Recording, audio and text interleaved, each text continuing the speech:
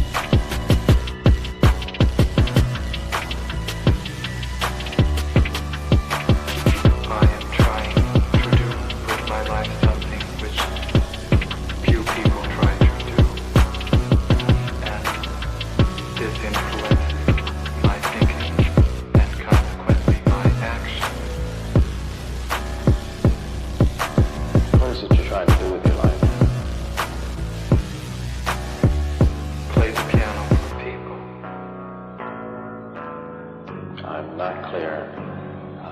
How is it that playing the piano for people has eventually resulted in your being here in the hospital?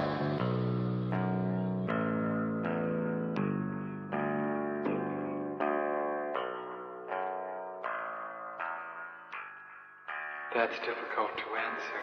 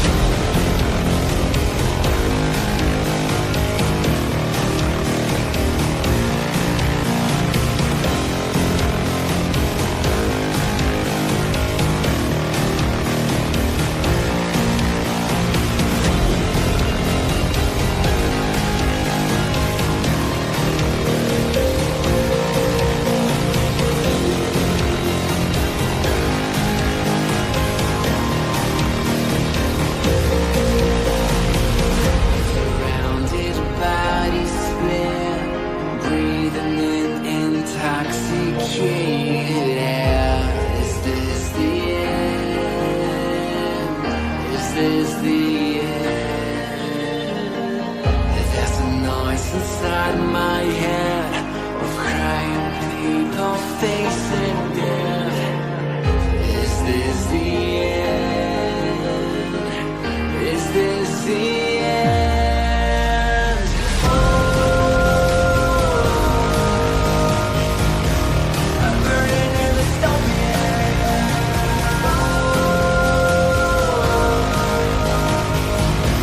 There's no place to hide.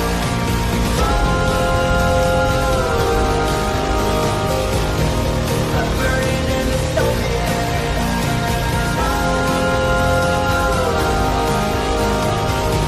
This is the final fight.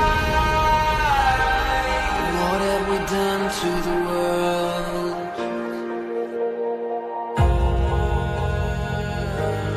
What have we done to the world?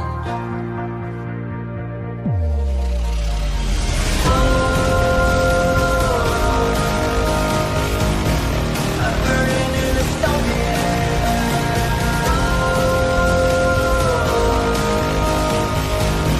There's no place to hide.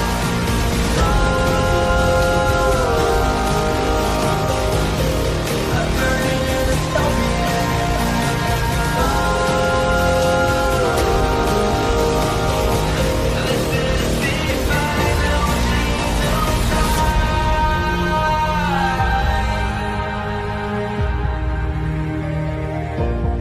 This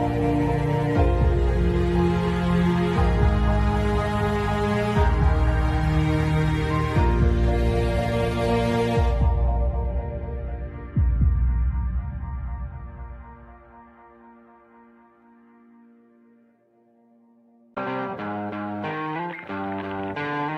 sweet dreams are made of these.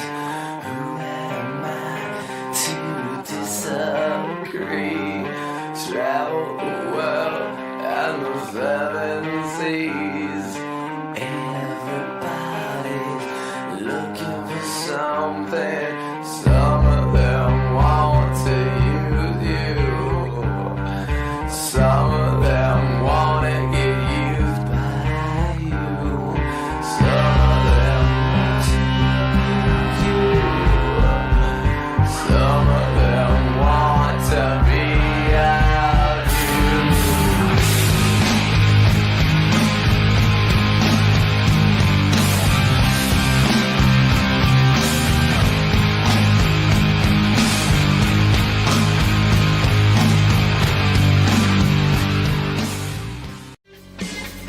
Won't anybody help us? What are we running for? When there's nowhere we can run to anymore. We can't afford to be innocent. Stand up and face the enemy. It's a do or die situation. We will be invincible. And with the power of conviction, there is no sacrifice. It's a do or die situation. We will be invincible. Who the fuck is Karlyn? She's just some sweet lady. She's like in a knitting. She does like a knitting stream. She's like a knitting YouTuber. She does knitting.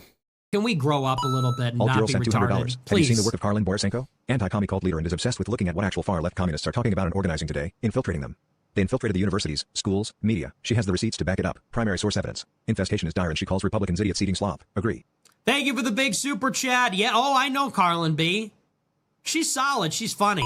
I The like great her. noticer sent $200. Literally. So Not it's, Ian. it's not because I haven't dangled my junk into the combat zone on purpose to get some camera footage, but that's the big part of what's the Is problem. that what you call reporting? Go and live under, if streaming? you're going to do it, Yeah, go seriously. undercover. Otherwise you're wearing a hunk of meat in a lion's den. Nick Shirley, I love you. Take care of yourself, man. Karlyn Borysenko went undercover. Do stuff like that. Like if you want to expose this thing, don't pariah, please. But Ian, here's and I agree with you to an extent.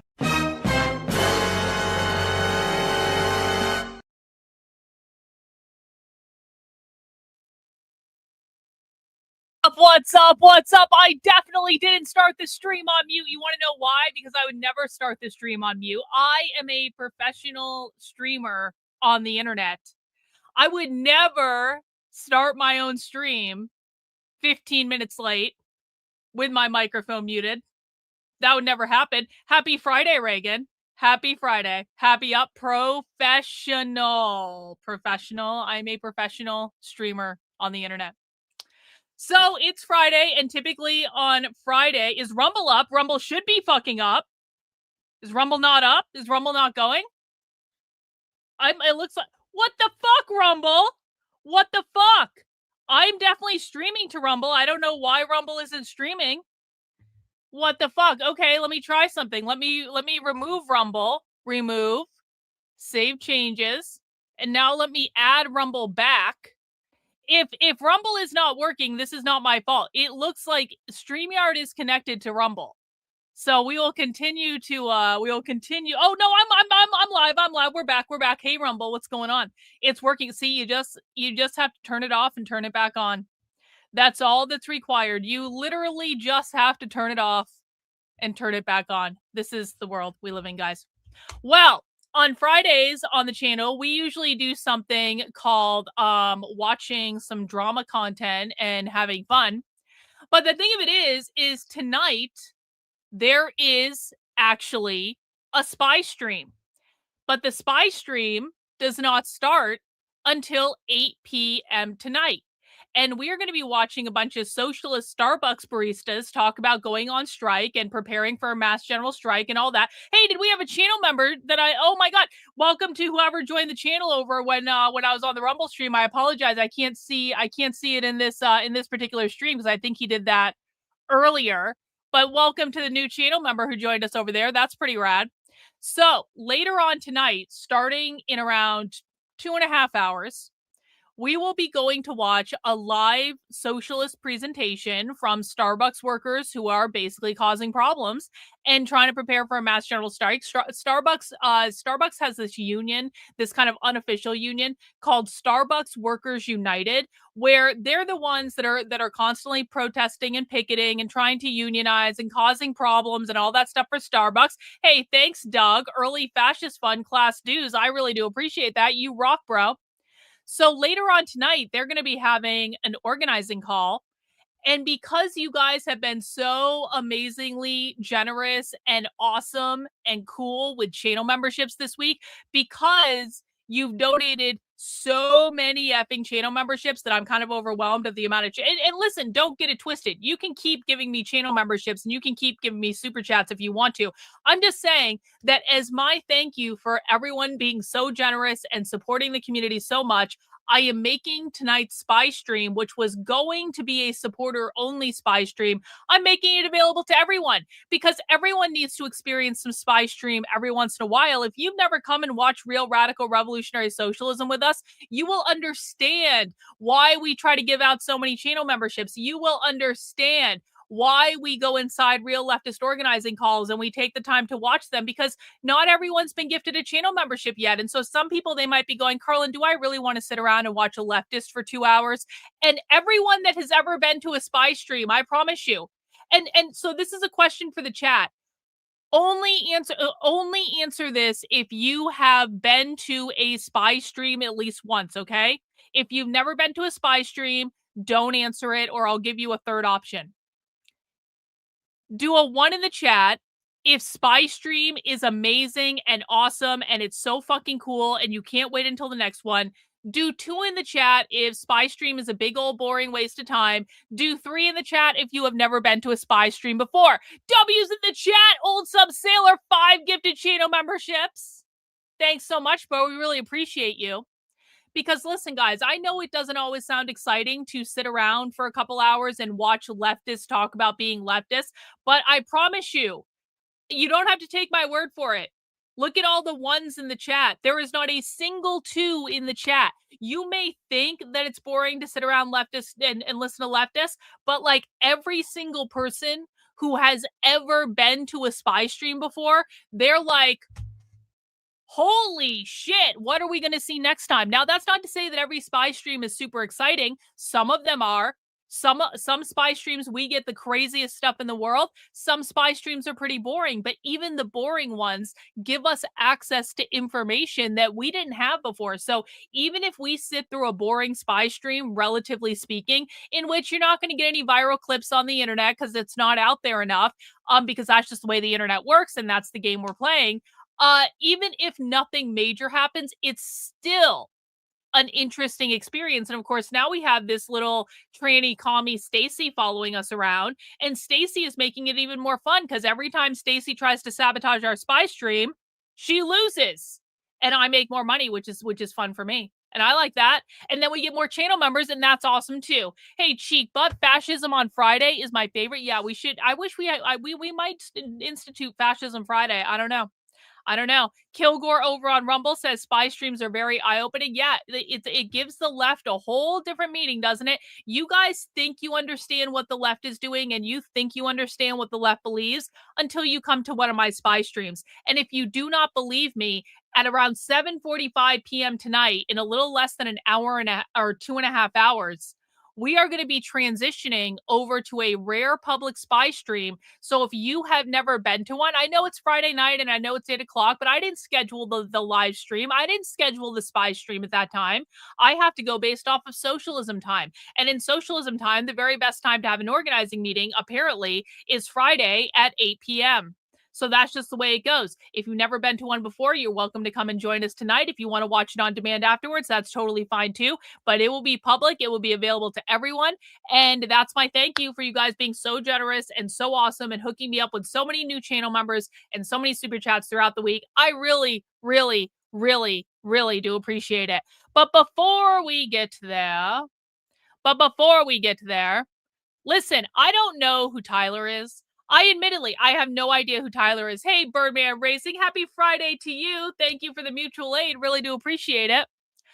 I don't know who Tyler Oliveira is, but Tyler Oliveira seems to have pissed off every single Jew on Twitter.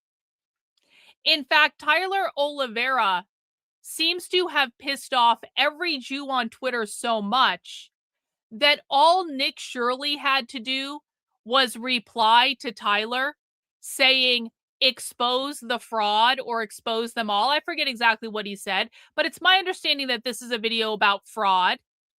And so all Nick Shirley did was reply to Tyler saying, expose the fraud or whatever. And the entire internet blew up at Nick Shirley.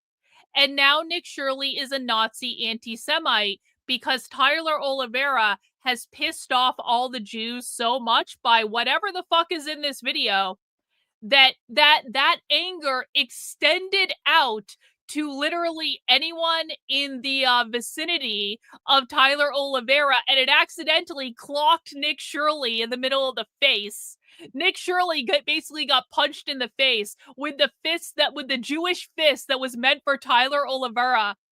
And so now Nick Shirley is a Nazi anti-Semite. And then, did you guys see this? Cam Higbee started defending Nick Shirley. And Cam Higbee is a good little Zionist. And Cam Higbee, bent over and took Bibi Netanyahu's cock in Israel and all that. And I like Cam Higbee. It's nothing personal. But he is a rabid Zionist. And he is completely wrong on that issue.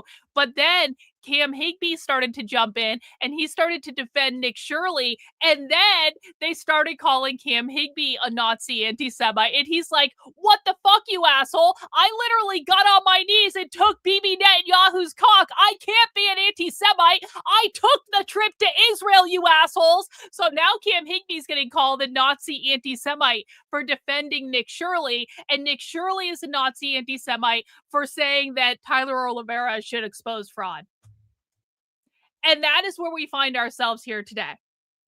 And so, because this video has apparently pissed off every single Jew on Twitter, I thought we needed to watch it just for research purposes, of course. Listen, I want to be very clear about this. There's no anti-Semitism allowed on this channel. We love Jews. We love bagels here. Bagels are the best thing ever invented. The Holocaust totally happened. No less than 10 million Jews died in the Holocaust. Not a single Jew less. If you say anything less than 10 million Jews died in the Holocaust, you are a Nazi anti-Semite fascist, and I'm going to have to remove you from my community because there's no anti-Semitism allowed here. Okay, you can be a fascist, but can't be an anti-Semite. That is not allowed. Hitler was the worst person that ever lived. Hitler's burning in hell. The Holocaust definitely happened. Gas chambers have wooden doors. We love bagels. No anti-Semitism. Jews are welcome. Okay, I'm just saying that we are just watching this for research purposes because I study subcultures on the internet and I'm allowed to study whatever subculture I want, and no one can tell me that I can't watch a video that's publicly available on the internet. So we are going to watch the video and we're going to find out what happened. That's what we're going to do. And we're going to do that up until Spy Stream tonight. But can I do a Whatnot break before? Can I show you guys what I just got from Whatnot? Because it's honestly, this is the coolest fucking thing I've gotten from Whatnot since I started Whatnotting. Hang on. Oh, shit. Just knocked over a bunch of supplements I need to take. I'll do those later. Okay. I'm going to show it to you guys whether you want to see it or not because it's awesome. Okay. So there is a guy on Whatnot that runs something called the Vintage Frames Company. Has anyone ever heard of the Vintage Frames Company? So what this guy did, this guy has a collection of over 1.5 million vintage like glass frames for sunglasses and prescription glasses and stuff like that. He has over 1.5 million vintage frames that he has in a massive archive somewhere, things that aren't made anymore, things you can't find anywhere. And he went around and collected them and is basically like the sunglass historian of the world or something. And he does these shows on Whatnot, and they are like, listen, you guys know I like sunglasses, but we're not talking about like the overstock sunglasses that a lot of the sellers on there sell. We're talking about like, this is really cool shit. This is stuff you're not going to find anywhere else. W's to Doug for the channel membership. Really do appreciate it. So being me, I bought 3 pairs of sunglasses from him the other day because God knows I need more sunglasses. And I got to show you guys. I got to fucking show you guys. They're so fucking cool. First off, they come in cool packaging, okay? Everyone comes in. These are his actual ones that he designs. These are like the cheaper ones because they're just his. But look at this. Look at this. Look at this. Look at this. Look at this. Come on. Come on. Come on. Come on. These are fucking cool, man. These are cool. The other pair looks a lot like this one, except the lenses are a different color. Hang on. W sunglasses, W vintage frames. Hang on, I'm putting them back in the box. The other ones look basically like this. They're pretty much the same. These are nice boxes too, though, man. This is like, I only paid like $20 for these sunglasses. These were not expensive. These were not like pricey ones. And these ones are very similar to the other ones, but I wanted options for little pairs of sunglasses. Look at that. Come on. I'm like trying to find the perfect pair of like Ozzy Osbourne sunglasses. That's really what's going on. I want the perfect pair of Ozzy Osbourne sunglasses from Whatnot. But do you guys, that's just the appetizer. That's not even the big one that I want to show you. That's not even the big one. So I told you, so these are the sunglasses that he himself designs. These are like really affordable. Like anyone can afford a pair of these. They're not that expensive. But like I said, that guy on his Whatnot shows, he pulls out these crazy rare pairs of sunglasses, and these are the more expensive ones. And he pulled out this one, and this is a sunglass company in Dubai, apparently, of all places, called Yaupin. I don't know exactly how to say it. Jaupin. Look at the case these sunglasses come in. Look at this case. This is a limited edition pair of sunglasses where I guess like only 500 of them were made or something like that. The sunglasses come with a bow wrapped around them, sitting on a thing of velvet. Look at this shit. This is I've been waiting to see these in person. This is the coolest pair of sunglasses that I own. You want to know why? That's gold. That's 24 karat gold and diamonds. And it sparkles. I don't know how much you guys can see that. That's 24 karat gold and diamond. And it sparkles. And look at these fucking sunglasses. I had to have them. I had to. It was the law. Come on. Come on. These are steampunk sunglasses. These are fucking awesome. These are so fucking cool. So, like, shout out Vintage Frames on Whatnot. Corey Shapiro, that guy is fucking awesome. I'm gonna put my Whatnot link in the chat if you haven't joined yet. But like, if you're on there and you like sunglasses, I will probably only be buying from him from now on. Honestly, I've seen a lot of the different sunglass sellers. They all kind of sell the same old boring overstock stuff. Honestly, he like Vintage Frames. That guy has the coolest. He has so many cool pairs. Like I'm gonna buy a gratuitous amount of sunglasses from this guy. I'm not even joking. They're fucking awesome. I may even wear these on the stream. I'm gonna keep these out. I'm going to keep these out in this big, insane, leather-bound box that these sunglasses came in. How crazy is that? Hey, thank you, Kai Noticer. Happy Friday, Dr. K. In your estimation, how would you break down the left by ideology? Roughly what % would you say are Dem liberal? I honestly don't know. I honestly don't know because I focus so much on the far left. It's hard for me to really quantify that. What I care about, though, is I do think that the far left is bigger than you guys think it is by a pretty significant degree. I think you guys overestimate the Democrats and the liberals, and you underestimate the far left rather severely. I really do appreciate the super chat. Anyway, hey, now that I have the coolest sunglasses ever in the history of humanity, and I may have just bought a vintage Christian Dior pair from him the other day too, so I'll be getting another cool pair of sunglasses. I mean, come on, those sunglasses are fucking awesome. Anyway, now that I have the coolest pair of sunglasses ever in the history of humanity, you guys want to watch Tyler Oliveira piss off the Jews? Are we ready? Does everyone want to do this? This is a more laid back stream, guys. We'll be doing the more productive stream a little bit later on today. This is actually, it's getting too dark. I actually don't know if I can wear these, but we will be doing the more productive stream a little later on today. So we're doing a little bit of a laid back show right now. So everyone, please mount the like button if you would be so kind. Please make sure you subscribe to the channel if you have not already. One in the chat if you've already seen this and you already know what happens. Two in the chat if this is going to be new information for you. Let me know. I have not seen any of this, so I truly am going in blind on this. I have no idea what's in this video other than it pissed off a whole lot of Jews. Okay, let's get this party started. Oh, can't even hear that, can you? Can't even hear that. Can't even hear it. Can't even hear it. That's okay. I can fix that. I, as you know, am a professional streamer on the internet. Take two. You're not welcome here, and you're not welcome in a lot of other places based on your videos. You don't own this place. You don't own America. No, you should move on. Nobody wants you here. Please move out. Tyler, it seems like you discovered that anti-Semitism is lucrative, no? Pat obviously thought that we should pay for their money, so why don't you move to a different country? Why don't you go back to Israel? That would be my question. You got like public safety. Yeah. I'd say 150 calls about you already. What are they calling about? People try to live a quiet life. You two gentlemen, I saw a video of you walking into 136 Hillside. They asked not Fair to enough. come back. Amazing. When you come back, it'll be a trespass. So you say anti-Semitism, I say anti-Goyism. The Jewish community is extremely racist. You have a group of people that call themselves God's people. You are a Semite supremacist. Elon Musk has 12 kids. Why can't I have 12 kids? He pays for them. You're arguing that I should pay for your kids. I'm arguing that the government said. That's our money. I pay taxes. I just realized these sunglasses came with like the coolest fucking case. This case was in the bottom of the big leather case and it just like folds out into a triangle. It starts flat. This was underneath the sunglasses. It starts flat and it folds into a triangle. Oh my God. I fucking love these sunglasses. Best purchase ever. Excuse me, sir. What are you doing? Can I call the cops on you? Okay, that's it. We may be in a corrupt hellhole.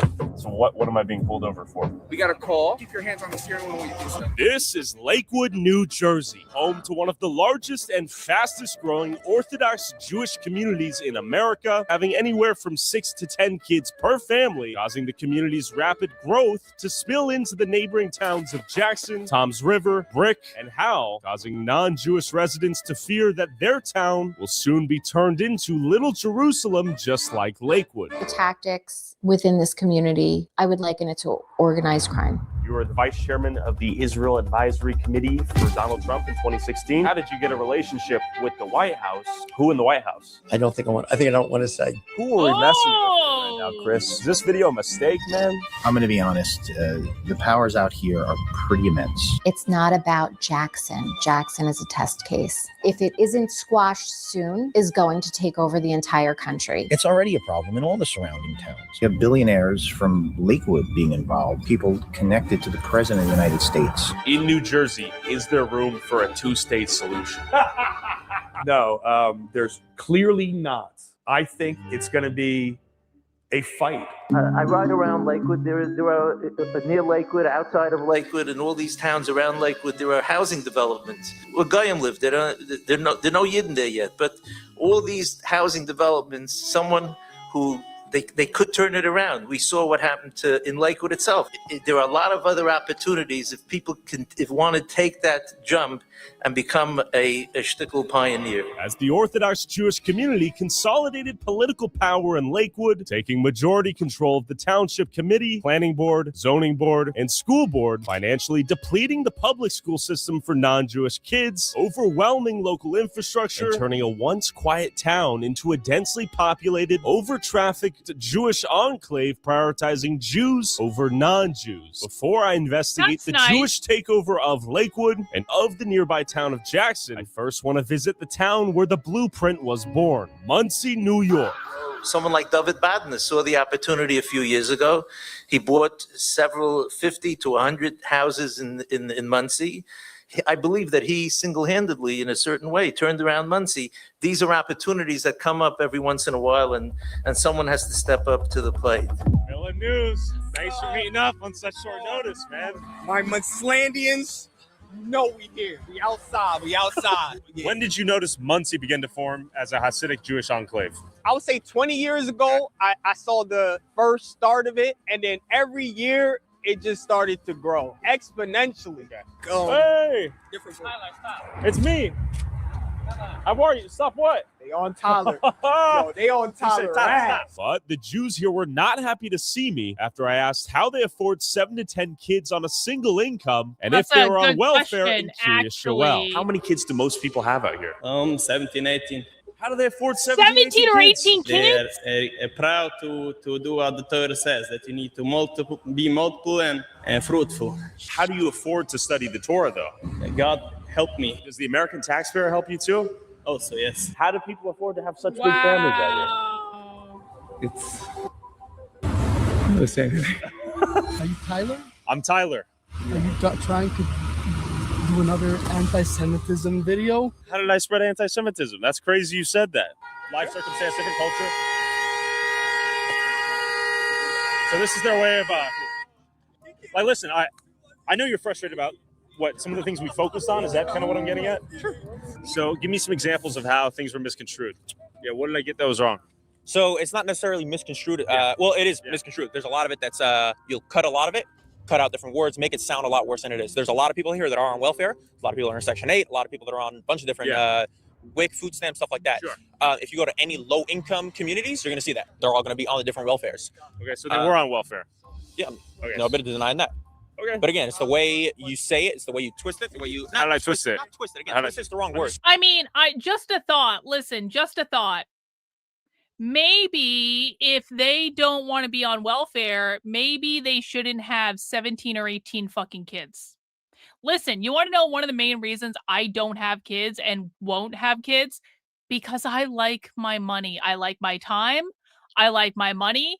I don't want to hear whining in my house all the time. I don't want to be stressed out about shit that's stupid.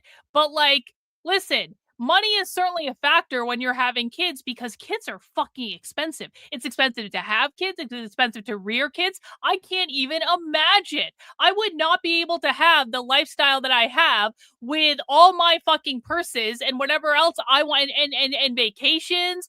How the fuck do families afford to go on vacation? How the fuck does literally a family of 4 afford to go to fucking Disney World? I remember my parents took me to Disney World when I was younger and I imagine it was super super expensive then, but I don't think like there's no way. And my parents was like, it's like, no, I like my money way too much. That's why I don't have a whole bunch of kids. One of the many reasons I don't. It's not the only reasons, but it's one of the reasons. So I'm just saying, listen, I'm not saying you can't have kids, but when you're having like 17 fucking kids, you should be fucking paying for it. I'm trying to understand where you're coming from. Growing up in an extremely...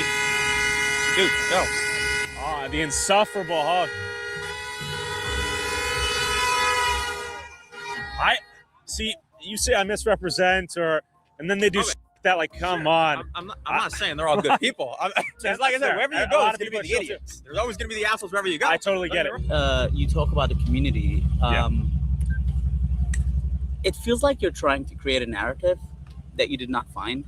You found people that are on welfare that have a lot of kids, but your headline did wrote welfare addicted Jews. What is your frustration? I'm curious. Welfare dependent, welfare reliant, welfare addicted. What's the difference? Tell me. They need it to survive, and without it, they die. What is the difference? It's addictive to bait click. That's an addiction. That's an addiction? Yeah. Okay. Are you addicted to being a victim or what?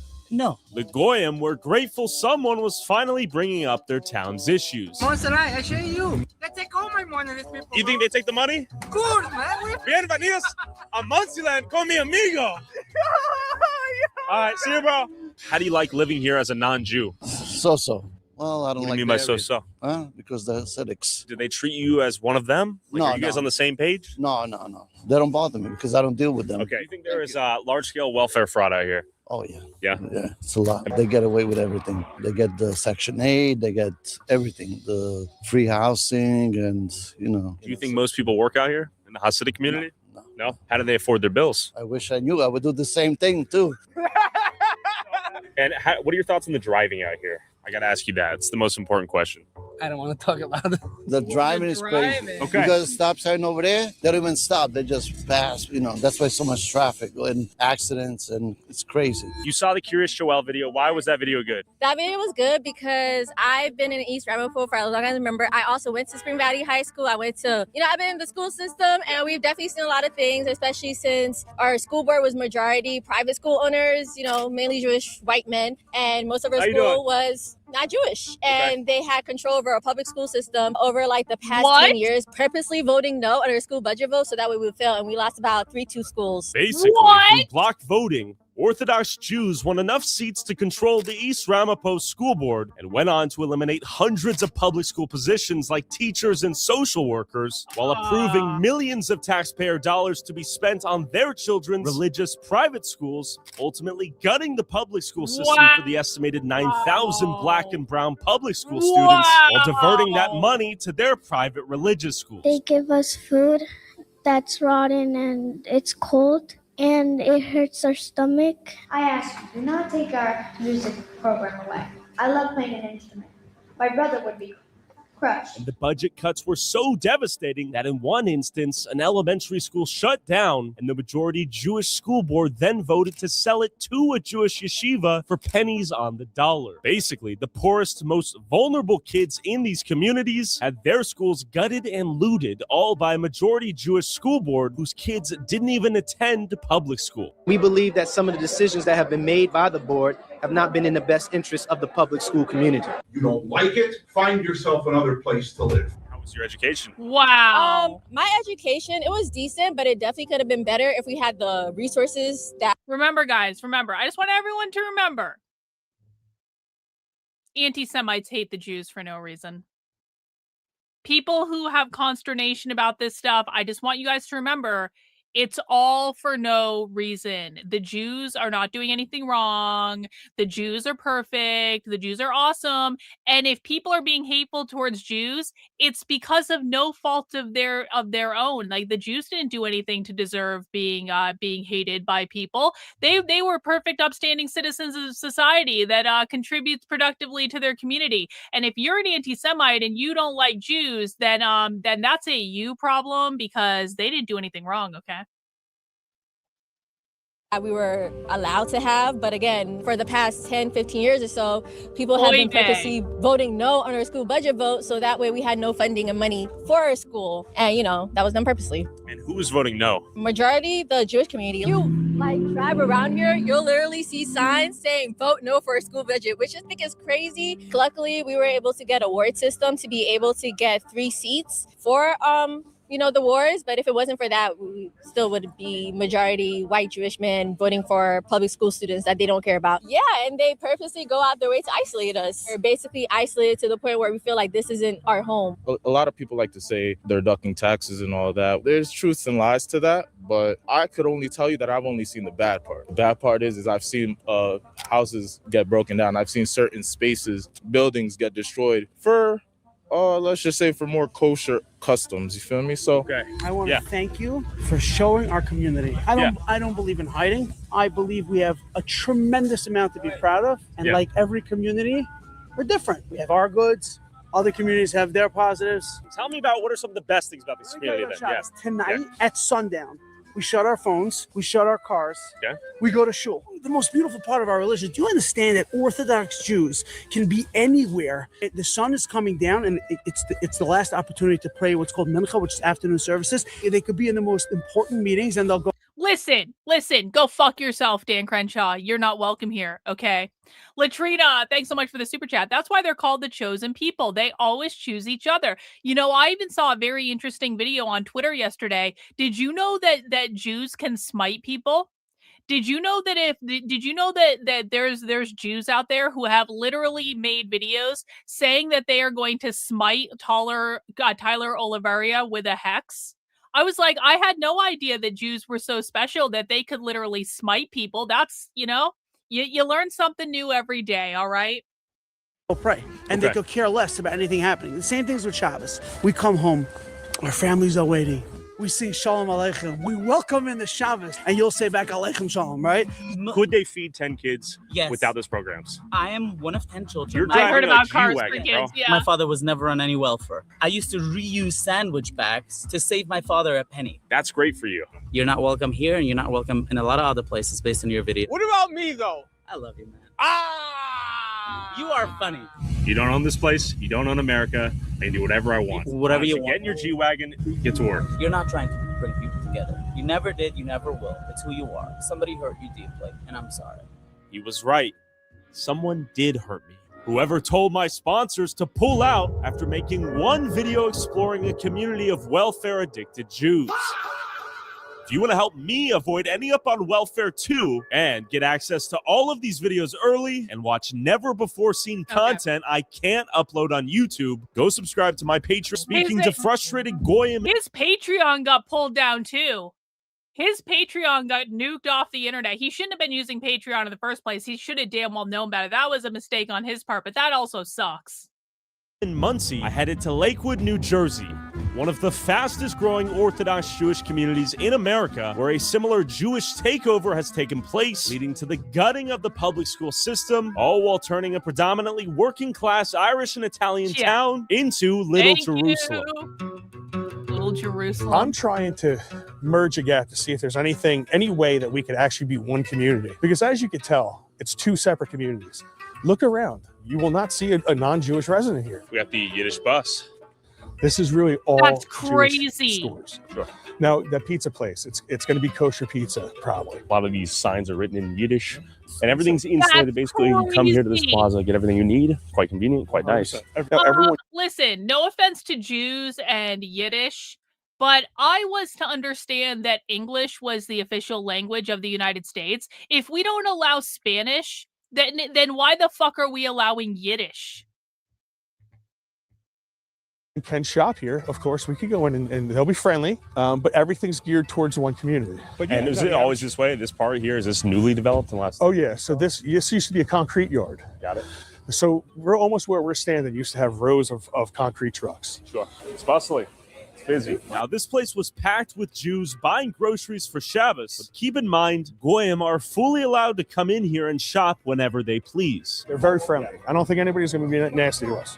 Is a lot of the fear bullshit warranted? Definitely not. Definitely not. But I do think they don't feel comfortable enough to do it.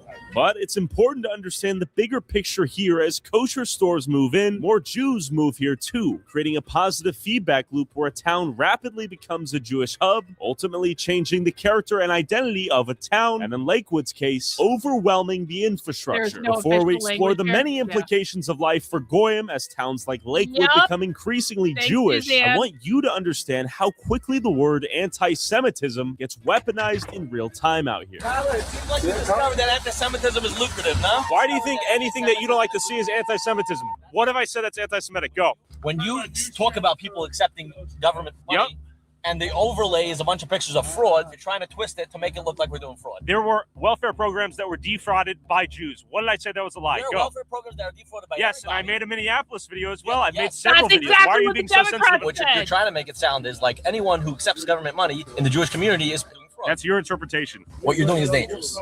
How is this dangerous? Why should you be treated like a protected group? You're asking for special privileges. No, we're not. All We're right. asking just to be fair, and you're not being fair. I am being fair. This is going to make you a lot of money, and it's going to gen up a lot of hatred towards the community that's seeing a rise in anti-Semitism that hasn't been seen not in years. anti-Semitism. Every single day, our lives are at risk, and this is going to lead to more. My sponsor literally got pulled out of the video once they learned. I'm sorry.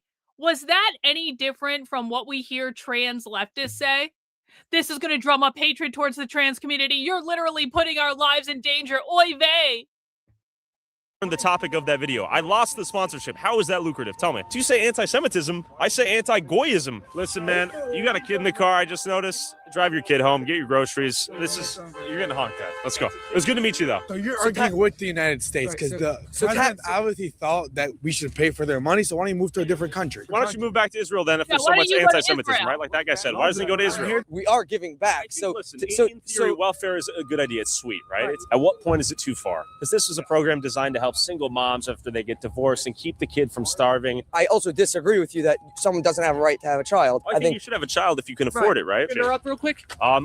Sure. Let's hear it. Okay. You two gentlemen, I saw a video of you walking into 136 Hillside. They asked not Fair to enough. come back. If Amazing. you come back, it'll be a trespass or what? trespassing charge. You're Fair trespassing. enough. If you don't like the laws of America and you think that the government welfare is stupid or whatever, I would like to change the laws. Just like you would like to create anti-Semitism protection laws that give you guys protected classes and protection against anti-Semitism, whatever that means, right?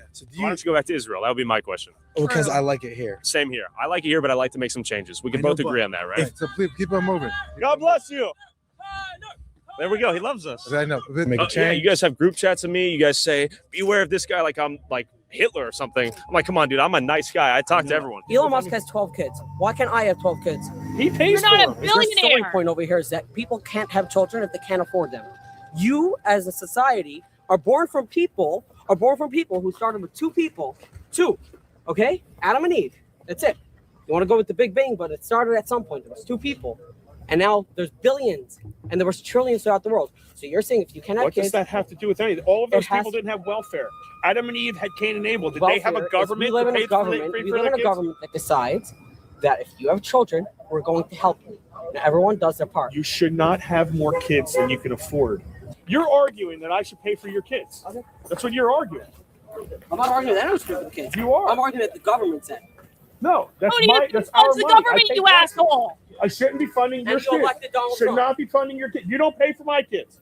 Okay, fuck, I could do this all day. Why don't you go? No, you should go because You people should are you're stopping traffic. should move. Guys, let's go. Move on. He's stopping traffic, not me. Yeah, right. No, you should move on. Nobody wants you here. Please move out. He was saying, Tyler, he loves me. So man. we're not That's allowed right. here? Go. You want to come to the corner? Where? Over there? Let's go move. Let's go. You know, I know what you did in the video, and we all saw it, and we still see it. But it's like What did I get wrong? nobody can cross the government. The government knows everything. The United States federal government knows everything. Not if you're fraudulently filed. No, it's not true. That if you feel that you live in a country that is corrupt, I do. why are you still living here? Well, not everyone has options, right? I can give you a list of 15, 20 countries off the bat that you can live in. Yeah, regardless, let's say America is corrupt. I still want to live there. You understand? Oh, but hold on. Just because there is corruption here, which there is. There is no. What are you talking about? Let's not be silly here. If there would be corruption, the FBI would love to come here first than any other location in the world. my God. Come on, that's not true. Well, I read the numbers in We had, Minnesota. what, 22 people indicted for I read Medicaid the numbers in Minnesota. And listen, you can attack them as much as you want. What they did, that's big numbers, man. Both of your If schools we- had money laundering You had people, yes, both. There's 45 schools here. So BMG had people that were charged with money laundering, and so did the school for special buildings. As of when? 2019, 2018, 2017. Look it up. It's all over Google. I don't look it up. You got to show it to me. Come on. 95% of people in this vicinity between this 4 or 5 zip codes work very hard. So if you want to go and dig in a place like here, Lakewood, where the same capital you're going to find in this small percentage. You're making me want to dig now. You're making me want to look. You're already digging, man. You're digging already. I'm at Whole Foods. What are you talking about? 4 months? What do you mean? Go break your head. You can keep on breaking your head. I will break my head. No problem. Eventually, when you break your head too much, you end up digging water. When you dig water, there's nothing under it. You were in Jackson, which is really like a continuation of Lakewood. By the way, I don't know if you know how I toppled the government there. They had all these anti-Semitic laws. It was crazy. I had 2 conversations with the White House. Eventually, DOJ got involved. But anyway, so I don't know. Are you already doing your Lakewood thing? I'm here with Dr. Richard Roberts. You sold a pharmaceutical company for $800 million. You were the vice chairman of the Israel Advisory Committee for Donald Trump in 2016. Yes. And you reached out to me. Why did you reach out to me via email? Because you posted that, first of all, you did your video, Curious Yoel in New York, and got a lot of Orthodox Jews very, very upset. But why did you reach out to me? But towards the end of the video, you saw the altruism in the community, and you seem to respect that. And since I could see that you seem to me to have a sincere desire to actually get the real facts, because if you were just bigoted against us, you wouldn't be struck or commenting on the altruism in our community. But you casually toppled the Jackson government. A, what does that mean? B, how did you get a relationship with the White House? I never spoke to DOJ. I did speak to people in the White House twice to tell them what was going on, because... Who in the White House? I don't think I don't want to say. No, First off, though, so you mentioned Jackson's a continuation of Lakewood. You toppled the governments. You went to the White House willy-nilly. Called. Okay. You're connected to the White House. Which just goes to show the scale of your connections, in my opinion. I hear this voice from him. I'm like, shiver me timbers. Who am I dealing with a little bit here, right? Like, this guy's... Little old me. All right.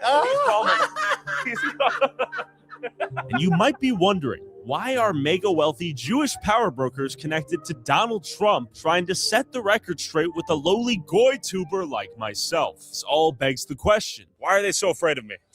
I think that they just don't want you to portray Lakewood in a bad way. That's really all it is. Is there any bad to see? There's bad to see everywhere. It's good to see everywhere. Exactly. Good, bad, and the ugly everywhere, right? 100%. I used to live here in Lakewood when I was in 9th and 10th grade. I love Lakewood. There's so much Jewish life here. It's so easy to be Jewish, and everything's cheaper. It's amazing here. Why did Lakewood become such a large Jewish hub? So I think it started with BMG, Beis Medrash Gavoa, and then you had a lot. You know BMG? Yeah. Tell me more about BMG, though, right? I hear it's like the Harvard of yeshivas. Yes, it's top notch. You just sit and learn all day. You already finished your high school phase.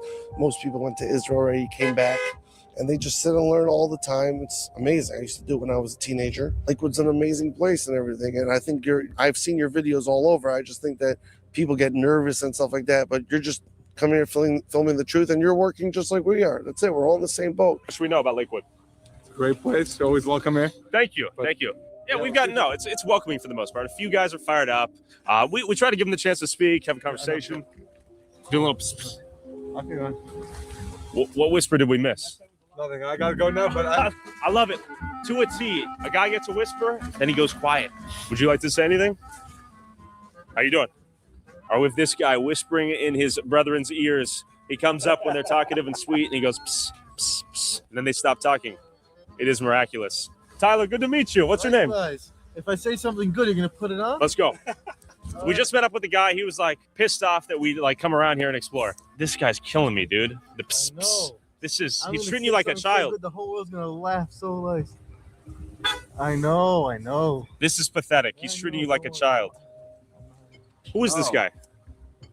Why are you guys being told what to say? Let the man speak. Okay, does that not look like suspicious activity? Why is there so much secrecy if you have nothing to hide? Yeah. Why would he do that? He's the head whisperer. All right, tell me what you're going to say. What's money everyone makes in this town? Crazy amount. What? The police is also going to follow us this stuff, all right? Going to follow us. There's a police special response unit, and the cops had their internal monologue that they're going to just trail us around. Amazing. So given that the cops are being called so often, they're just going to follow us around all day. Land of the free, home of the brave. And then I stumbled upon a kosher... That's kind of like what the Somalis did to Nick Shirley, wasn't it? Why is it bad for the Somalis to do that to Nick Shirley, but it's totally fine for the Jews to do it to Tyler Oliveira? That's crazy. They were calling the cops so much just because he was there that they just started driving. That's fucking nuts, man. What a great what a great use of taxpayer resources. Another example of Lakewood's infamously terrible driving. We're just showing how densely trafficked it is out here, how much traffic there is. We wanted to show some of the driving differences out here. I don't think you're saying a fair statement. This has nothing to do with dense driving. Oh, what does it have to do with bad driving skills or snow? Totally because of the snow. Fair. No. That's fair. I understand what you're trying to say. Yeah. That's not what happened. There were actually no one on the road. Totally fair, okay. You need help getting pushed? All right. Why are you making up a story? Because you need a documentary. There was not one car in sight by that accident. Oh, you just hit the wall.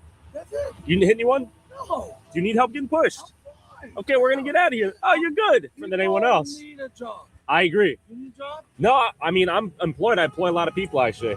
Yeah, you make money for doing nothing. For doing nothing? Do you think moving capital and charging interest is something more valuable than I do, or what? What? I think you should write about Tell me. the hundreds of thousands of people that do favors to people every day. Tell me more. Oh, okay. You never saw so many charity organizations. Excuse me, why don't you make content around the things that I tell you to make content around? Thanks, Ninja Artist. That whispering has evil royal advisor. It's so fucking creepy, man. It's like being in the mob. Thank you. I know there's so many 501c3s. It makes me wonder, are they all charitable? Are they fiending for tax exemptions? You know, would you say this is a great place to move to for a young family? If I have a kid or a wife, a young wife? Okay. Not just the Jews. My best friends are going. Okay, respect. What do we have here? We have a... Hey, it's good to meet you. You see that? I saw it. What is the name of that organization once again? Hatzola. Okay, good to meet you, man. See you later. And we have Hatzola up here to help the community. Yeah, this guy doesn't even know what the First Amendment is. Don't be a joker, bro. Come on. Yes. Come over here. All right. Here we go. I need to get you like a second number. Son. What's your Instagram? You have Facebook? No, I don't. Look at these hundreds. My phone number's been leaked. You're a little child. Give me a number. I promise you. Why are you insulting? I'm not insulting. You just insulted. Come on, I'm a little child. So give me a number. I promise you I'll make it worth it for you. All right, look, give me your email. Give me your email. 732. Give you my number. All right, hold on. And what was your first name? Moshe. We're gonna do some big stuff. You're afraid. I don't even know what's going on. Oh man, these guys are next level. I feel like I got dropped off on an alien planet. And you might be wondering, what is Hatzola and how are they able to blast through red lights like that? It's like a community watch, but they think they are cops. If you notice, they had their lights on and they just ran a red light, just like a police officer would do. No uniform. They had the Jewish uniform on, white pants and the curls. Jew in a police car is what it looked like, but he's not a police officer, and he's blasting through the lights like he is a cop. There's a Hatzola billboard right there, Mike. And what is that for? I mean, you're asking me questions. I don't know if I have the answers to why. Because once again, because there's competing Hatzola. You have competing groups of these. Of a non-profit volunteer emergency service? Yes. It sounds like a business, right? But literally every organization out here is a tax-exempt 501c3. If you dig through the filing, go on ProPublica.com, you'll be surprised to realize everything basically is a tax-exempt 501c3. Yes, because it's all through the religions. What are your concerns? Why are we interviewing you? So I think I echo the concerns of many non-religious people in my area. And the biggest concern is how one group of people gets to act that is separate, segregated from everybody else. And that group being Jews. Yes, Jews, exactly. Yeah, 100%. But you know what? It's in my area, it's Jews. In other areas, like you obviously see the Somalian, right? In Minnesota, there's things that are happening all over the area. But yes, in my particular area, it is Jews. And it's Jews that are expanding their territory. Okay, so my name is Jenna Galarza. I've lived in Jackson for approximately 23 years. I want to say it really started affecting me when I had my Wait. Hang on. Okay, so Goyim advocate. Is that a real thing? Or is he being funny? I don't know. Thanks, old sub. The Whisperer reference reminds me of Wormtongue in Lord of the... Oh, that's a great reference. Yeah, I totally agree with you on that one. Am I sporting Gucci today? No, I'm not. I don't know. I was wearing my Schiaparelli bag earlier, so no Gucci at the moment. I guess I could. I do have my Gucci ostrich bracelet sitting right here, so maybe I will. Maybe I will put it on. So my name is Jenna Galarza. I've lived in Jackson for approximately 23 years. I want to say it really started affecting me when I had my children. I have twins. They're 20 now. In assimilation perspective, you want to be able to teach your children how to talk to other children and, be part of other cultures. And that was when it really started hitting me. What hit you? Let's say if I would go to a store which was closer to Lakewood, I'm pushing a double stroller, I have twins. And I noticed that nobody would hold the door open for you. At one point, a door literally got slammed on my twin stroller. And I was just like, whoa. At that point, there wasn't a lot of Orthodox living in Jackson, but they were coming to our parks a lot. And they would come to the parks, busloads, vans full. And the park would just get turned upside down. I mean, we're talking about diapers being changed anywhere and being thrown on the floor. We're talking about children literally urinating in public and absolutely not interacting with your children. So listen, at that time, if it was a minion that was 10 men, not a big deal. But then you started to notice that it was no longer just 10 people. It was 20 people and 30 people, just completely changing the feel. I'm so confused. The Amish have a lot of kids, but none are on government support. Yeah, because the Amish have their own fucking insulated world. I have nothing but respect for the Amish, man. Nothing but respect. They don't do this shit. Character, the comfort that you once had in your neighborhood is no longer there. And another source of conflict is the Jewish community using residential homes as places of worship, often without approval from the Jackson Planning Board, bringing in tons of outside traffic and destroying the peaceful quality of the neighborhood. We can have even where if you work in an office and there's 10 Jewish men there, you can just take a conference room for 10 minutes. We don't need like a formal church. I've prayed in parking lots with, we're going somewhere and there's get other guys together.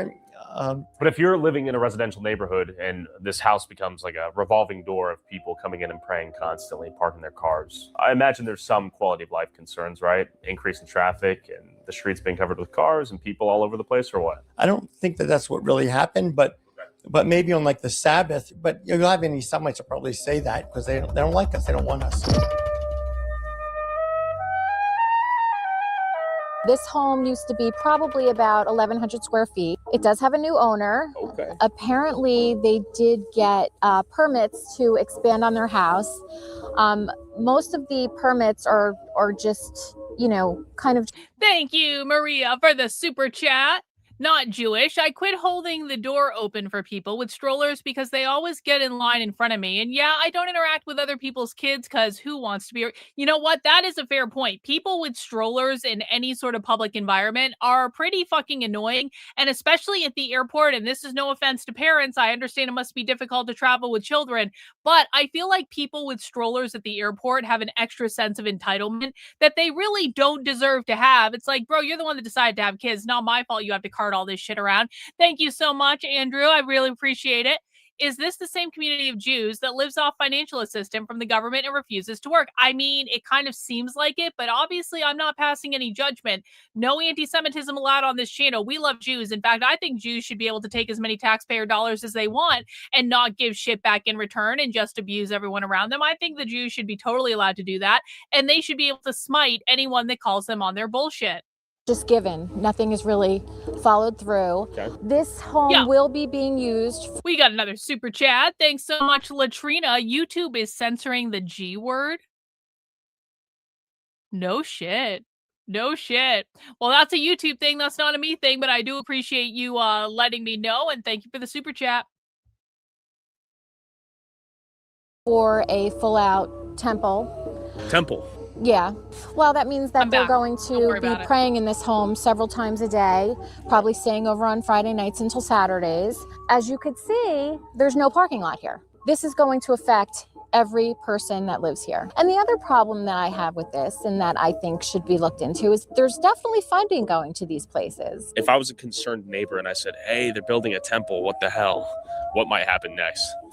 You would probably be called an anti-Semite. You know, they will make your life miserable. Yep. Nobody wants to live across the street to a synagogue. It is a tactic of getting people to sell their homes, and they will have buyers for them. And you see this, and then you watch buildings get built before they're approved. They build and ask permission later, and then if they even don't get permission, they sue and they win for permission. So when you have all these things where they're creating hatred, they create the double standard, they create the animosity between two groups. And when I say they, I mean governments and people that buy off politicians to make favorable laws, because a lot of the shit they do is legal because they bought the politicians to make it legal. Do you think residents in Jackson who do not want Jackson to be majority Jewish or to look, feel, and sound like Lakewood, do you think that is anti-Semitic? Well, people have a right to freedom of speech and freedom of their opinion, even if they're going to be bigoted. Do you think that's bigoted, though, right? Because I imagine you don't want this place to be Islamic. Only because the radical Islamists want to kill us. Other than that, I have no problem. And they're radical Jews and they're radical Christians. Right? Which Orthodox Jews are radical Jews that want to hurt people? Many people could argue there are distinct sects of Judaism that are marginalized. I don't know. I'm just saying, you wouldn't want Lakewood to become predominantly Muslim. Radicalism aside, though, right? Right. Just like Jackson residents don't want it to be predominantly Jewish. So if a Muslim wants to buy a house here and pay way more than what the house would sell outside of our community because of the fact that the prices go up and we come in, they're free to do it. And but I just don't think it's bigoted for you to not want it to be predominantly Muslim. Why would you? You're Jewish. So Jackson Strong is kind of like a unofficial organization that I had started. When I saw everything turning, I just was very vocal on social media, and I decided to organize. Certain people really wanted to get involved. There were a few of us that, you know, we would have letter writing campaigns, making a lot of calls to county officials, local officials, and state officials, trying to find out what ordinances could be created, what we could do to help prevent a full-out turnover. A sign would say, Jackson Strong, don't sell, meaning if a new neighbor moves in next to you, don't run, don't sell. Why would you move? Stay strong, right? Would they sell? They would sell because it just got too much. And anytime you would say anything about it, you were anti-Semitic. I mean, there were Facebook pages created just to slander me. You know, they would manipulate pictures of me.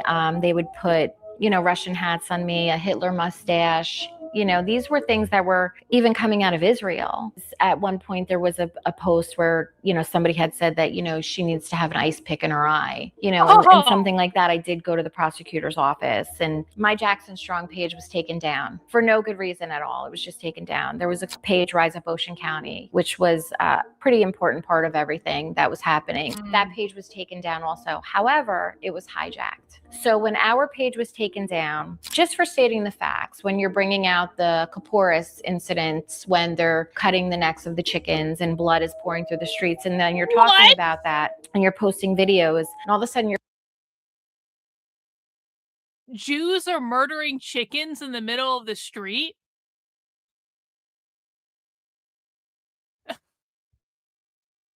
The fuck? your Facebook page gets taken down, only to be replaced with a complete anti-Goyim harassment page. And you could report that page over and over, and you could have a campaign of people reporting that page, yet that page remained up. Do you want Lakewood to be predominantly Muslim? Just you personally?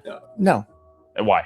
Because it's Let's say they don't want to kill you. I'm fine with people moving in, but to have Jewish schools, we have to have a critical mass of Jews here to support Jewish schools. To have kosher grocery stores, supermarkets, we have to have a critical mass of Orthodox Jews here to support kosher supermarkets. By the way, So using that logic, why would anyone in Jackson want Jackson to have more and more Jews move? If you're arguing there needs to be a critical mass for how are we infringing on their right, on their ability to do whatever I'm they not want? saying you are, but why would they want that? Why would it be bigoted? They don't have to want or not want. If somebody's selling their house to an Orthodox Jew, the Orthodox Jew is allowed to buy the house. Sure, but I'm talking about the people who are not selling their houses to Orthodox Jews. Then they have the right to do that. Of course. But that doesn't make them a bigot to not want it. It doesn't mean they're hateful. It doesn't mean they hate you. What is it in their lifestyle that we're going to change?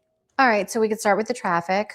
Infrastructure-wise, they're just throwing up these ginormous structures. They tend to have basement apartments also, so they'll rent those out. Right now, there is probably upwards 2,000 to 3,000 homes that have been bought and are just being rented out right now by the Orthodox community that they will move in when they're ready to move into them. There's been a problem with light pollution. Now we're seeing just LED lights everywhere. You know, there's a lot of issues. And then let's just talk about the thing that breaks my heart more than anything, which is the school system. So what's happening? Hang on. Thank you for the super chat. It's called, I don't know how to pronounce that. The ritual transfer of sins to a chicken on Yom Kippur. Oh, that's the murdering of the chicken. The ritual murdering of the chicken in the middle of the street. Okay.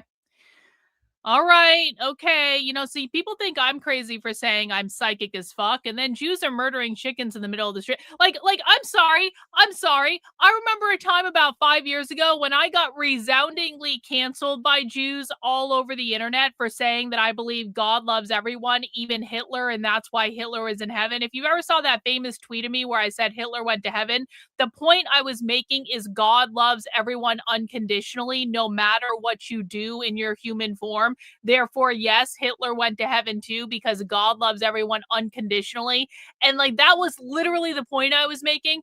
I was attacked by Jews all over the fucking internet. I was called crazy for my beliefs. I was, to this day, I am dragged for not having Judeo-Christian spiritual beliefs, because I said God loves everyone unconditionally, and that's why Hitler's in heaven, because even though Hitler did bad things, God still loves him unconditionally. And I was canceled. My PragerU video was taken down, although that was kind of a good thing. I wasn't that upset about that. But like, I had a fucking hit piece article written about me in Newsweek that still gets brought up to this day. And you want to tell me that Jews can do the ritual murder of chickens in the middle of the fucking street, and that's totally fucking fine, and that's not weird at all, and there's literally rivers of chicken blood going down the street because the Jews are killing so many fucking chickens in a ritual animal sacrifice to get rid of their sins? That's totally fine and normal, but me saying God loves everyone unconditionally leads to mass cancellation, defamatory hit pieces, and all sorts of additional bullshit that still gets brought up to this day. Okay. I regret nothing. Hitler did go to heaven, and if any Jews want to cancel me for that, I don't give a fuck. Is our Board of Education is going bankrupt. Between the formula in the state giving all of the money to the poorer communities, which has been proven to not work, we're losing that kind of funding, but we're being depleted from the busing. We are required by state law to provide busing to all of the private school students. Why are we paying for busing for schools that are not teaching a standard curriculum? If 80% or 90% of their curriculum is religious studies, why are the taxpayers paying for that busing? And then to add insult to injury, we have recently sold 2 of our schools, and they have been bought by the Orthodox community. Who are you, Chris? I am a councilman in Jackson, New Jersey. And what are we in front of right now? We're in front of the former Sylvia Rosenauer School. The school was unfortunately shut down due to budget issues in Jackson. It was purchased by a private school. Okay, so this is a private Jewish-only school right now? Yes. As the state cuts our funding, we continue spending more and more public money on private schools, and it's kind of creating the perfect storm that's destroying our public education system. So all of the school systems are completely strained by the influence of the Jewish non-students. They don't even use the public school system, but yet it costs the public school system a lot of money. We Orthodox Jews, we pay the full school taxes to support I'm going to go get some more coffee, guys. I'm going to be right back. I'm going to let this play. Please mount the like button if you have not already, and let me know if I miss anything in the next 2 to 3 minutes. For the public schools and for busing. And the only thing that we get to use is busing. You take Jackson Township, their pass-through budget was nothing in like 2017. What pass-through laws are, the federal state laws where it says that the school system has to pay for the busing of private school students. The more people that moved into Jackson, they go to school in Lakewood. So no, Jackson has to bus their kids to Lakewood. Now they don't bus non-Jewish students. They have segregated busing. So you have girls bus, boys bus. It costs the towns millions and millions of dollars, while at the same time, it decreases the enrollment that they have. So when the enrollment decreased, couple that with a really shit school funding formula in New Jersey, the towns spend way more money and they get way less in return. And now in a modern day and time, who thinks it's okay to separate boys and girls, not allowing them to be together, not allowing them to go to school together, be on the same bus? And because of a religious practice, you're forcing the public to pay extra money for things like that. We have to send our children to religious schools because of the values that are taught in the secular schools. If there are population changes, schools consolidate. We're not the first place that's happened, nor the last place. The Jewish community is extremely racist. Could you imagine if I said that my children could not play with somebody's children because they were Black? What a different conversation we would be having. Why is it okay? We only eat kosher food. If our kids play in a non-religious Jew's home, they might be given non-kosher food to eat. Also, we generally don't have televisions in our home and don't want to bring the secular values of homosexuality, of adultery, theft, of cursing, and go on and on. We don't want to bring this into our society. The Orthodox Jews are paying full property tax, which is how the schools are funded, and we don't get the benefit of the school building, the school teachers. So we have to also pay for our private education. So they're getting our money and we're getting nothing for it. Your funding's going to go down. You're going to have to make cuts. You're going to have to. Thanks for being a member of the channel for 9 months. Appreciate it. Jesus Christ's criticism of Jews followed the letter of the law, but not the spirit of the law. Nice to know nothing has changed. Yup. I see what you're doing there. I appreciate it. Hey, thanks, Kind Noticer, for gifting a channel membership. W's to Kind Noticer. Appreciate it, bro. Keep closing schools. They just shut down another big school, which is going to be converted into, might be one of the world's largest yeshivas right here in town. Let's be real. New Jersey State is essentially a criminal organization because everything they do is for some type of special interest, for somebody to benefit somehow. They take a house, they get that house built for a public mikvah only for Jewish people, right? So they say it's for the public, but it's not. It's just for a select private group of people. The house is now a 501c religious organization, so it doesn't pay taxes, so the town loses the tax money. Yep. And then, like in this case, that mikvah was being built before it was even approved, so everyone sees that. This is going to be a mikvah, which is a religious bathhouse. Where women get purified. A religious Correct. bathhouse? After their periods? Yes, and Wow. it prepares them for their childbearing time. Oh. Sex. Yes. Okay. Yeah. It's little things like this when they get in an area, they put what they need, their special needs. It doesn't benefit the community, anything that they put. It benefits only them. So this is a house of worship, a shul. This has been operating now probably for about 6 or 7 years. This is one of the ones that we first realized was non-owner occupied now. Meaning that you have a better chance of not having issues if you live in the home and you have prayer, but nobody was living in this home. Generally you should have to get the proper permits and everything, but our town has been very accommodating for bad behavior. As you could see, they did install a light for them here, so they could safely pull in and out and cross the street. And that's a symptom of the increased traffic into this location, right? A light just for this house. Correct. Just for this is zone residential. As I told you, we have to be together for schools, for synagogues, for kosher food. So you're gonna start buying the next block over. That happens to be Jackson and Tom's River. Now it's going into Howell because we're having lots of children, and thank God we're having lots of children. Thank God almost all of them stay religious, get married early, and having children, and community is just growing and growing. So in Jackson, they passed regulations against Orthodox Jews. And only that, they were harassed. Let me read this super chat. Hang on.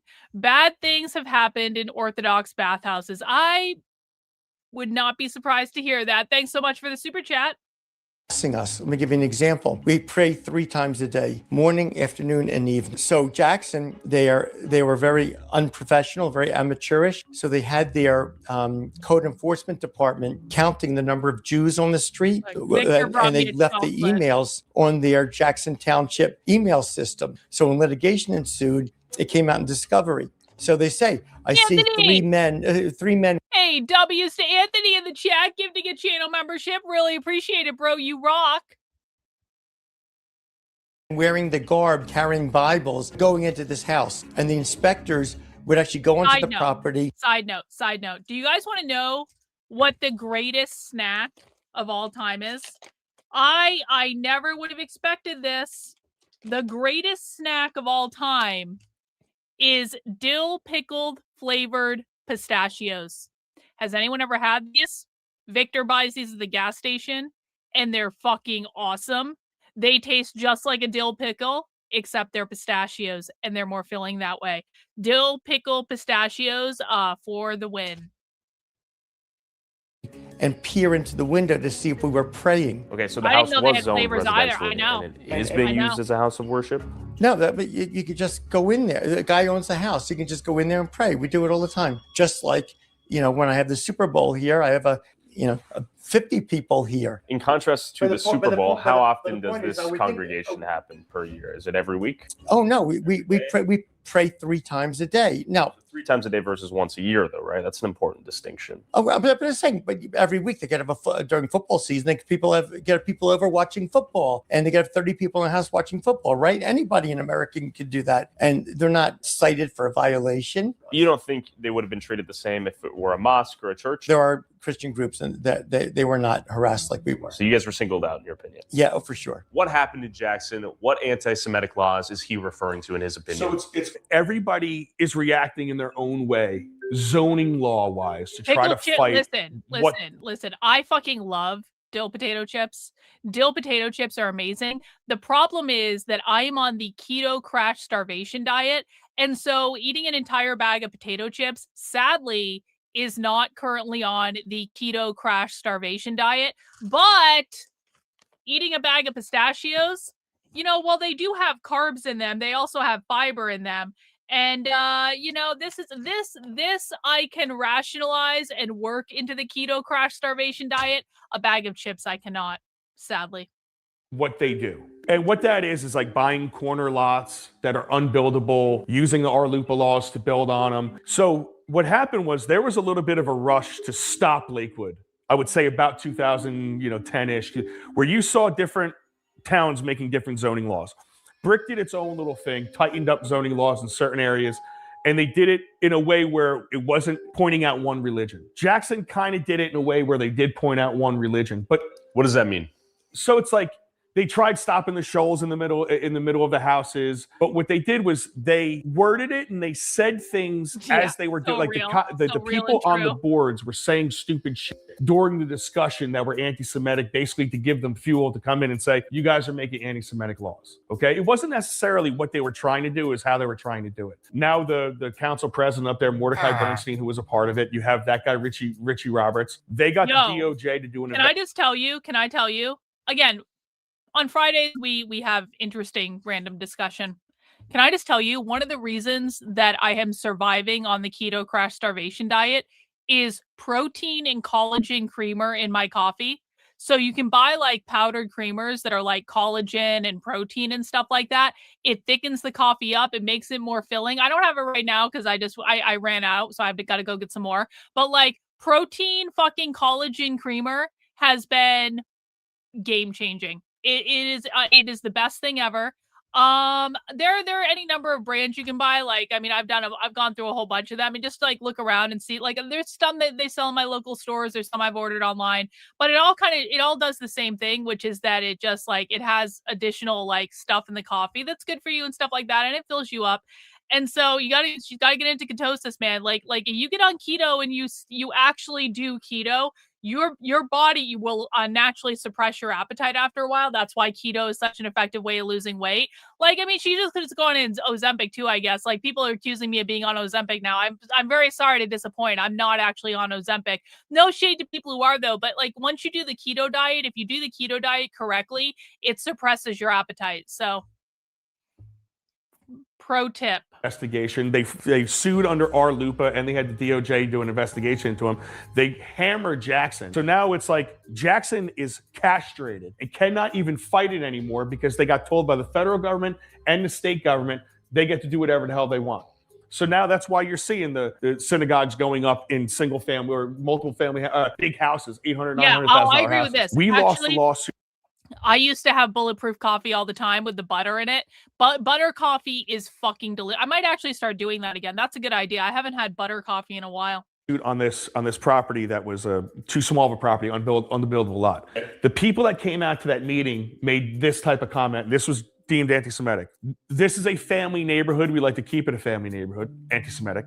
This is what the judge, quote, cited as anti-Semitic. Are you going to be renting this house or are you going to be living in it? Anti-Semitic. What type of family would want to live on this type of lot? Anti-Semitic. Wow. That's how petty it gets. Beginning 10 years ago, they called you an anti-Semite for outlining all of these points. Were you wrong? I was right. There are plenty of county roads in Jackson. Nobody's saying that you cannot put your house of worship on those county roads where you could put a proper parking lot and you could have proper traffic. So why are we dealing with houses of worship within walking distance that could be on main roads? Air roofs are up. Why instead are we putting them smack in the middle of residential areas? Yep. Because it's another way to get people out of there. It's another way to create a complete religious enclave. And this all begs the question, does the Jewish community living in peace come at a direct cost of the non-Jews also trying to live in peace? Can the two groups get along? I toured a mostly all-Jew neighborhood in Lakewood to understand Jennifer's frustration a bit more, what she sees as Jackson's seemingly unavoidable future. Where are we at, Jenna? We are in Westgate, aka Kosher West, aka the Little Tykes Graveyard. I'm noticing lots of toys on the lawn, car seat that may not be getting used, tons of minivans, many children, many families, full trash cans, abandoned vehicles, a lot going on here. Correct. This is on the border of Jackson. And unfortunately, I see this as being Jackson's future if we don't get a hold of things. Again, like I said, you can find all sorts of different brands. I would just go into, like, I know Whole Foods sells them. I've ordered them online. Just look up protein creamer, collagen creamer online. You'll be able to find some options. I've tried a bunch of different ones. They're all good. They all do the same thing. Honestly, that's why I'm not recommending a specific brand. The family's out here. Again, anywhere from 6 to 12 children. This is all Orthodox Jews for the most part? This is predominantly probably 99.9% religious. Could I buy a home here? I don't believe you could. Obviously, legally, according to the Fair Housing Act, it's illegal for them to discriminate against me, but practically speaking, could I buy a home? No. Okay. This community is allowed to police themselves. They're allowed to do what they want to do. That's crazy. Rules don't apply. Yeah, That's the trash absolutely cans. We have a problem now in Jackson with rats, which we've never had before. It's definitely a concern. It's a complete religious enclave, yes. And this bus right here is paid for by a Lakewood taxpayer, correct? Correct. Yeah, we're walking. We're trying to walk. We got a $20 super chat from Maria. Thank you, Maria. As a licensed real estate salesperson, we are not allowed to answer the question, is this an X neighborhood or what kind of people live here? No shit. We can lose our license for that and people come test us. That's fucking crazy. If someone's looking at a home in like a predominantly Jewish neighborhood, you're not allowed to say this is a predominantly Jewish neighborhood or Muslim neighborhood or holy fuck, man. That's crazy. Thanks so much, Maria. Yes. Call the cops. Here, it's strictly about religion, nothing else. All these men going to yeshiva until they're 35 years old, they're not producing college students. They're not producing people that are going to go and benefit the greater good of our society. It's sort of an investment in a insulated one-way economy. Correct. Without anybody contributing. How are you? We're filming a little documentary. Yeah, for YouTube. Would you like to say hi? I actually recognize your face. I'm infamous. That's me. Yes. It's good to meet you. How are you? I actually can't shake hands I with see. you. I'm sorry. No worries. I'd It's love good to meet to. you. Yeah. Yeah. We're just walking around talking. Cool. Well, I hope it's interesting. Thank you so much. Yeah. Also, like, not everybody's the same. Yeah. This is true. I'm noticing a strong spectrum here of even orthodoxy, right? Yeah. Even within the Orthodox. So I got to say, very refreshing. Sweet Yeah. woman. Yeah. Said hi. Good luck. You know, that's That the was funny nice. thing. That was nice, yeah. That's the funny thing about it. I mean, a lot of the women are very nice and very welcoming. Yeah. And you know, you can have a conversation with them, but at the end of the day, they can't be your friend. No parking. Look at that. No friend. They don't want to live amongst us. They don't want to live with us. They just want to live and exist and not have us be part of their lives. You know, we've had people stand up at our council meeting in Jackson and say, I'm sorry, we cannot let our children play with your children. For the Orthodox community, the reason that we choose sometimes to live with ourselves is because we are, as a culture, very careful with the influences our children have. My children don't they don't have any access to YouTube, TikTok, Instagram, any of these things. And part of that safety is that after school, all of us as neighbors share those same values and rules and restrictions. It's about unity. It's about assimilation. It's about, you know, the American culture. And that's what we're losing. Can the Jews and the Gentiles get along? Absolutely. We don't have. You're calling for unity. Absolutely. I also understand that this is their way of thinking. This is how they are trained. This is how they were brought up. We're happy for them to stay. We don't like push them out. We had a neighbor Wheeler right across the street over one house. We were sorry to see them go. Is it bad that you have a house that's worth $300,000 and someone says, I really want to live in this neighborhood, I'll give you $600,000 for it? I think it's great if you're trying to sell your house. Okay. And if he doesn't have to. Like this woman, she didn't have to sell her house. Yeah, I think there's an argument in some instances of people who have claimed that they've been pressured, harassed, or intimidated to sell their house. So it's not intimidating. Listen. I'm going to be blunt. I bought my townhouse for $150,000, something like that. When the fuck did I buy? Almost 15 years ago. So, and it's appreciated in value because I bought in a really good location and the home prices have skyrocketed here. And so I could probably right now sell my townhouse, not trying very hard, for like double what I paid for it, which is a really good position to be in. W's to Doug in the chat for gifting a channel membership. Really appreciate it.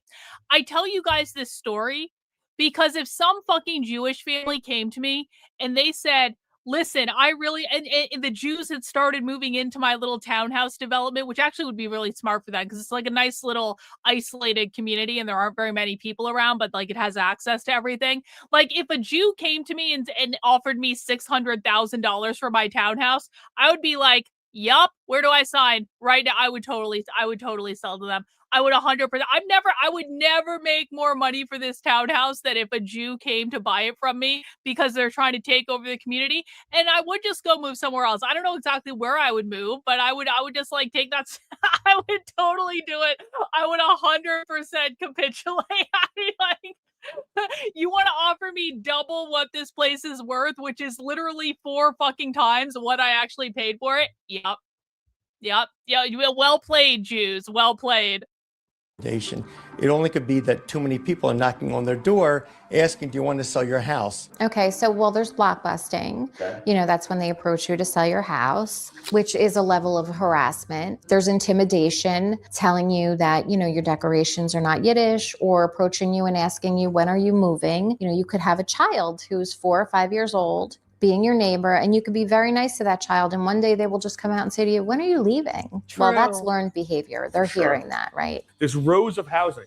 You saw it yesterday. 4, 5, 6 cars per place, tight, super tight houses. The few people that I've spoken to, a lot of it stems from fear and their loss of their way of life, right? I don't think it stems from hatred, from what I've heard. So some hate it and some feared a change in their in their neighborhood. These people are moving in that don't look like them, that, you know, seem different. And I can understand it, but there are laws about discrimination, and you know, people bought homes legally because the non-Jews that lived there made a lot of money off the Jews in selling the home. Well, look at, you know, Little Italy, and look at Chinatown and New York, and how come it was okay for them to live amongst themselves? The key there is assimilation. Their children went to public schools. They worked in the public sector. They invited anybody who wanted to come into their community. They provided for them in their community. Huge difference there. This is not a welcoming community. This is not somebody who's saying, we're going to build this show.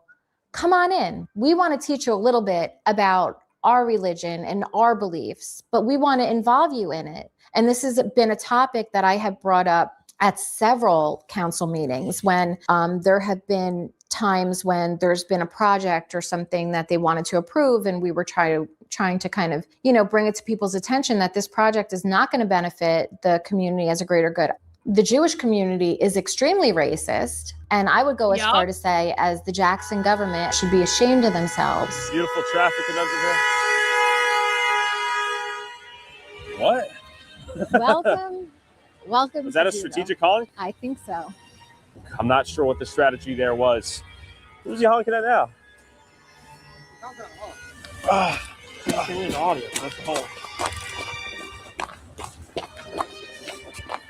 Gotta say hi. Hello. All right, so you're just honking. I'm not sure what the strategy is. How are you? I came down and waved and said hi. We're gonna see how long he's just gonna remain honking. How are you doing? He's gonna break his horn. This guy does have a cheeky sense of humor, which I can appreciate. That honk was promised to him. Zoom in on his face. I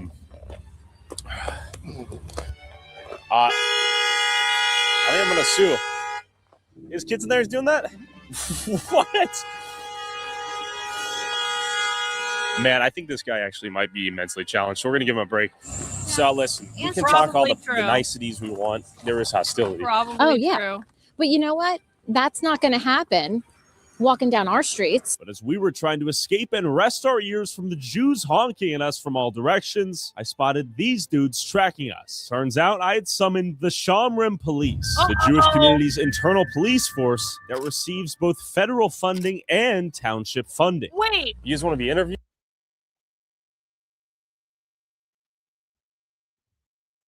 The Jews have their own police that are funded by taxpayers? Did anyone else not know this? The Jews have their own fucking police that are taxpayer funded? Dude? No. Okay, respect. Are we in the heart of Lakewood right now? What do you know for? Just curious. All right, he's pushing it. What's up? You want to do an interview? Okay. I don't think it was nice how you portrayed the Jewish people. And what are we talking about? What's the context, real quick? What's the context? Are we talking about Curious Joel? Yes. I just don't think it was you were trying to portray. I think you just came into with a more of what you had a picture in your head. What do you think I got wrong? What do you think was misrepresented? I'm just trying to learn. What do you actually think I got wrong about it? Yeah, what did I get wrong? I just think there was agenda. You got to elaborate a little bit, though. What was the front of the YouTube page posted as? What was the inside the New York town invaded by welfare addicted Jews? Thank you. You answered the question. Was I wrong though? I actually think it's not true, but again, you'd say whatever you want. It's not welfare addicted. I got to go back and watch this other video at some point for sure. In NYC, we pay for their yeshiva school buses. Yup. This is what it is. Welfare reliance, welfare dependent. What would be a better? Programs don't have it. Thanks, Maria. What are you arguing? That I have an obligation as a taxpayer to fund you and how many kids you want to have? If you want to have, I had no idea this was like a multi-part series. We got to go back and watch the other video at some point. 30 kids. That's just how it is. I'm arguing that if the law is set up to have certain criteria for people and it's according to children, then people who qualify for it, legally qualify for it, 100%. with no fraud at all, are entitled to get it. And you'll give me the credit of acknowledging I never said that was fraudulent. Yes, that's right. I think it's exploitative by nature, though. Yeah, why don't you throw all your money at them and help sustain their lifestyle? Why do I have to take a cut of my paycheck to go towards Curious Joel's insulated Hasidic Jewish community that has nothing to do with me? I'll never get anything out of. There's zero upside for them to exist for me. Anyways, we have the government makes criteria for getting financial aid. And if someone qualifies for that criteria, I'm not sure why when the Jew does it, you're calling it exploitive or taking advantage, but you don't say that to all the other people. Bro, bro. You never say other people are committing fraud. Where the fuck have you been? There was a whole thing about the Somali community committing exactly the same type of fraud, you asshole. Populaces that don't have it. Well, I've never seen anything of this scale to where the families are this large and it's sort of baked into their strategy of child raising. So are you against having children, having a lot of children? I'm pro-children. That's great. I think you should be able to afford it. And I want to make an important distinction between the Amish, let's say, and the Hasidic Jews and Kiryas Joel. You tell me what's the difference. Oh, there's tons of differences. Tons of differences. Most importantly, as it relates to finance, though, the Amish pay for themselves. They're self-sustaining. They're not reliant on welfare programs funded by the taxpayer. I think I heard in a video there's 40,000 people in Kiryas Joel? 44,000. And you spoke to 20 people around on the street. Sure, perhaps an insufficient sample size. And who obviously are not the ones working, because if they're working, they wouldn't have been on the street. They'd be working. Sure, but it belies a pretty interesting question, right? How do they afford to raise such large families? How do they afford to study full-time? First, I have to bifurcate your question. Okay. There's two groups. One is the ones who are learning full-time, and the others are the ones that are working. For Hasidim, almost all of them go out to work. However, when they first get married, for the first 2 or 3 years, they'll learn Torah full time. The wife will work. They don't have any children yet, or maybe they have 1 kid or 2 children. And then they'll get help from their family. And if their income qualifies, which it probably does, for financial aid, they'll get financial aid. Okay, we got this guy following us. We're playing games now. We got the security van rolling on us as we roll on them. We got 1, 2, 3 police. Surely there's no conflict of interest we're about to experience. I wonder what law they're going to claim I violated. How you doing?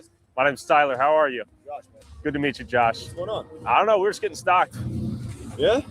Low key, yeah. You look familiar, though. My name's Tyler Oliveira. We're filming a little YouTube video. That's me, yeah. So what are you filming out here? Documentary on Lakewood, surrounding towns. Am I being detained? Is there a probable cause for this interaction? What's going on? We just got a concern saying that you're walking up to people, asking them questions, stuff like that. Luckily, this is America, and that is the First Amendment, right? It's beautiful. And I get you're doing your job. Call us, we got to come out here, right? See what you guys just doing, like a documentary? Exactly, just a little documentary. Right now. Hey, how you guys doing? You guys want to say what's up? What's up? What's up? Okay, well, it's good to meet you guys. I know you guys got more important things to do. Jewish good to meet you guys. Good to meet you. Thanks for keeping everyone safe. Thank you. I'm part of Lakewood Summer, which is public safety. Yeah. And we got multiple calls. Same reason why PD got calls. Okay. So that's it. We're just gonna follow you around. We're gonna let everybody know that they don't have to talk to you.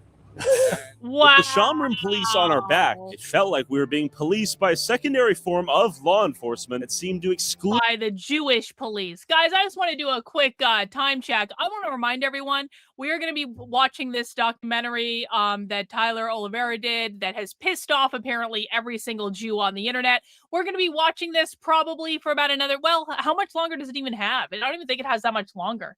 Has about 20 more minutes. We may even go back and watch some other videos, just depending on how it all works out. But I want to remind people that tonight, starting around 7:30 or 7:45, we will be doing a spy stream. Spy stream is when we watch a live leftist organizing call. So we're kind of having our dessert first right now, watching Tyler Oliveira piss off the Jews, something fierce. And then in a little bit, we're going to go watch Spy Stream, where we're going to listen to leftist Starbucks baristas talk about going on strike and their organizing strategy and what they have planned. This will relate directly back to the organizing that we're seeing for the May Day 2026 protest, which is going to be on May 1st, 2026. That's going to be one of the big leftist protest and general strike events that's going to be coming up this year. The No Kings protest is coming up before that as well. There's probably going to be some other major leftist events, but the Starbucks workers strike is actually one of the longest running employee strikes right now, and they've been striking for months all over the country. If people haven't been paying attention to this, the reason that we pay attention to Starbucks specifically is it's indicative of broader leftist organizing strategy, utilizing the unions to try to organize everyone for a mass general strike, and they are some of the most vocal. They do work directly with the DSA. We will be watching a presentation on Haymarket Books tonight, and we're going to be doing that as a public spy stream. So that's going to be coming up in a little bit. we're just kind of hanging out and watching the rest of this documentary. In the meantime, I appreciate everyone hanging out with us. I appreciate everyone who has sent in channel memberships and super chats so far. And I want to make sure everyone knows that they are invited to Spy Stream a little later. And if you've never watched a live leftist organizing call with us, or you haven't had a chance to get a channel membership or something like that, this will be public for everyone tonight. And so you can see what the left is saying directly. You don't need anyone to tell you. You don't need any clips on the internet. You can literally just come and watch the leftist organizing call directly and see what they say to each other when they think people like us are not listening to them. But let's get back into the documentary, and we'll continue with this until it's done. Oh, shit. I literally just rewound the whole thing. Accidentally. Can someone tell me what timestamp I left off at, please? I think it was right around here. Yep, got it. Never mind. I got it. I fixed it. Don't worry about it. Okay. The Shamroon police on our back, it felt like we were being policed by a secondary form of law enforcement that seemed to exclusively defend the interest of the Jewish community. Yep, Speaking of double streamer. standards, let's talk about politics. Yeah. I firmly believe that the tactics within this community, I would liken it to organized crime. We have an ultra-Orthodox person as our council president. You know, you can't think that there's not going to be things happening and rules and laws created to make his community stronger and better. When do you eventually become involved in Jackson politics, let's say? You live in Lakewood, you don't even live in Jackson. Why do you even get involved? What happened was this act of discrimination against the Orthodox Jews in Jackson was going on for about a year. And I had people calling me from Jackson with like anonymous numbers, Orthodox Jews, because they were afraid for their safety. We're generally not violent people. If we have to defend ourselves, we will. And I think a substantial number of people in Lakewood now own guns. Why? Why? They became fearful. Oh, yes, because of the rise of anti-Semitism and the attacks on Jews. After about a year of them calling me, I really couldn't take it anymore. They're suffering. Why did you topple the government? I told you why. How did you do it with ease? Oh, it was not with ease. It was a tremendous amount of work. Agent in Manhattan, trying to get stories out to the press. And then I met with this political group, like I said, who ran senatorial campaigns. We got the cell phone numbers of all the people in Jackson, and we planned to text. We started a website called familiesforjacksonjustice.org. By the way, I've since abandoned the website. Anti-Semites took it over. It's like when the Republican Club, which was vehemently anti-Semitic and run by the mayor of Jackson, had a U.S. Senate candidate, Republican candidate, there for their meeting. I had spies inside the organization, non-Jews, who were telling me what was going on. So the Republican Club, they had their senatorial candidate about to speak. We then texted to everyone in Jackson 5 minutes before he spoke. Here's this new website exposing the religious discrimination. I had it populated with all kinds of information, statements. The mayor of Jackson had been voice recorded, not by me, but it was sent to me, where he was asked by the chairman of the Ocean County Republican Party if these were churches, would we be opposing them? He said, absolutely not. It was discrimination against Jews. They were going crazy with all the things I was doing, putting pressure on them. There was fighting going on among the elected political people. Resignations had started. And then I put out the ad on Fox News. New developments in that deadly attack in New Jersey. Surveillance video shows they clearly targeted that Jewish market. There's a synagogue located next door. There is no question that this is a hate crime. Anti-Semitism is on the rise, and now it's coming from Jackson Township's government. Elected officials in Jackson have passed ordinances targeting Orthodox Jewish families. Exposed township emails show officials surveilling religious Jewish families, praying in their homes. They even took revenge on a decorated veteran who testified against their anti-Semitism. Jackson officials are intimidating Jewish families, and they admit it. If these were charges, would we be fighting? Absolutely not. Shameful. This isn't America. It's put on the cable network provider for that area. In the meantime, I had 2 different calls with the White House. I know you want to ask me 1,000 questions. I will answer nothing more than that. Oh. Because. And to be fair, the mayor's statement seems pretty damning, right? Him saying, "I wouldn't do this." If right. And you heard that. You heard that on the commercial. By the way, it seems discriminatory. By the way, he's one of my best friends now. Lifelong. Because here's what happened. More Orthodox Jews kept moving in because of the financial and demographic forces I told you about. And we started to become a larger part of the electorate. And he was coming up for re-election as mayor. And he asked someone if he could come here and apologize to me. And he came here and he said, when he signed those resolutions, he knew it was a wrong thing to do. But he said he was under so much pressure. Listen. Obviously, there is no anti-Semitism allowed on this channel. We love Jews here, obviously. We disavow all anti-Semitism. However, I'm just sitting here going, this is the narrative that's in my head right now. I'm like, you know what? I like Jews a lot more when they're not talking.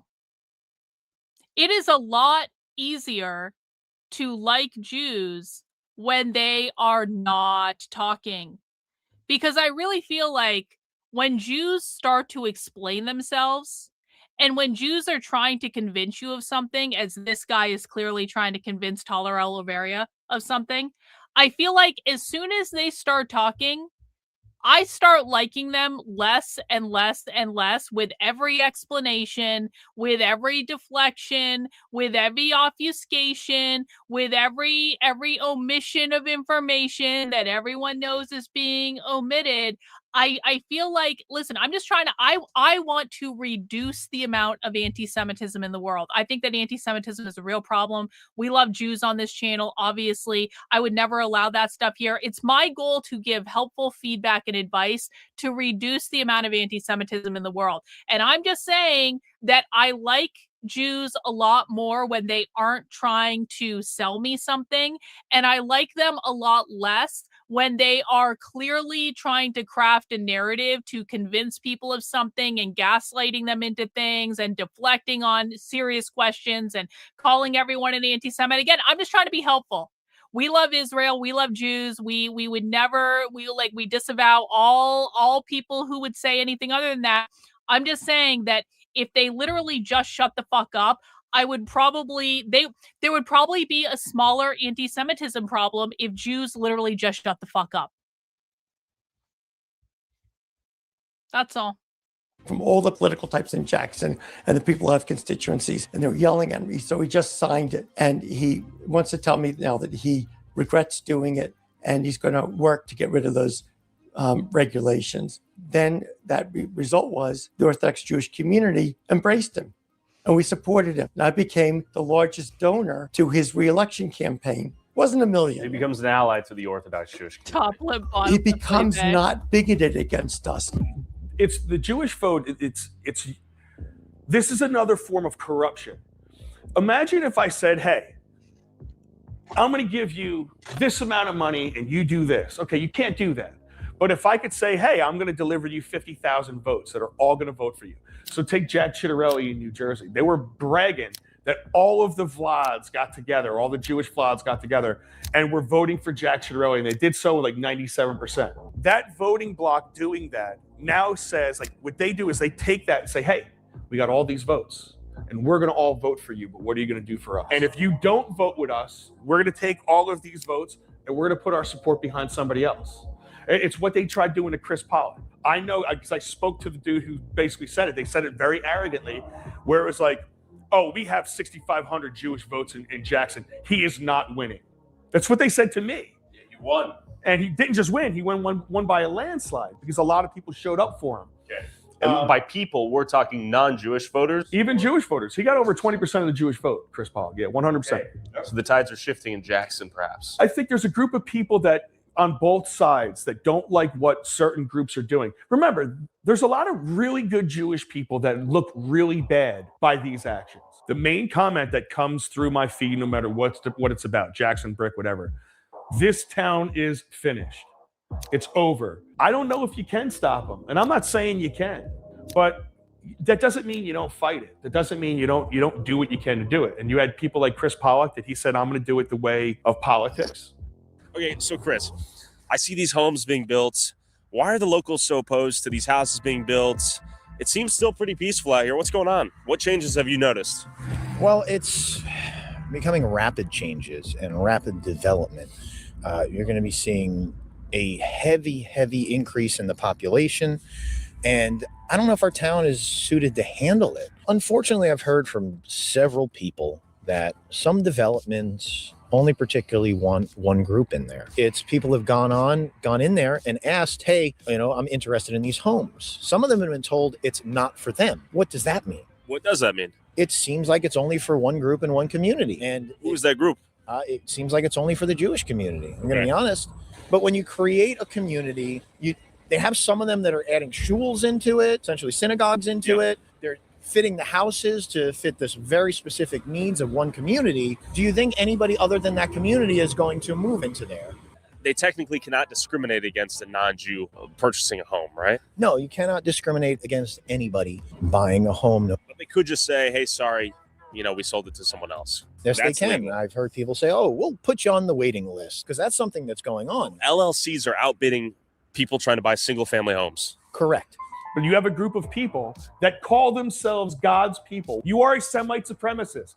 You are a white Jewish supremacist because they're classified white. They don't want to live as a community with us.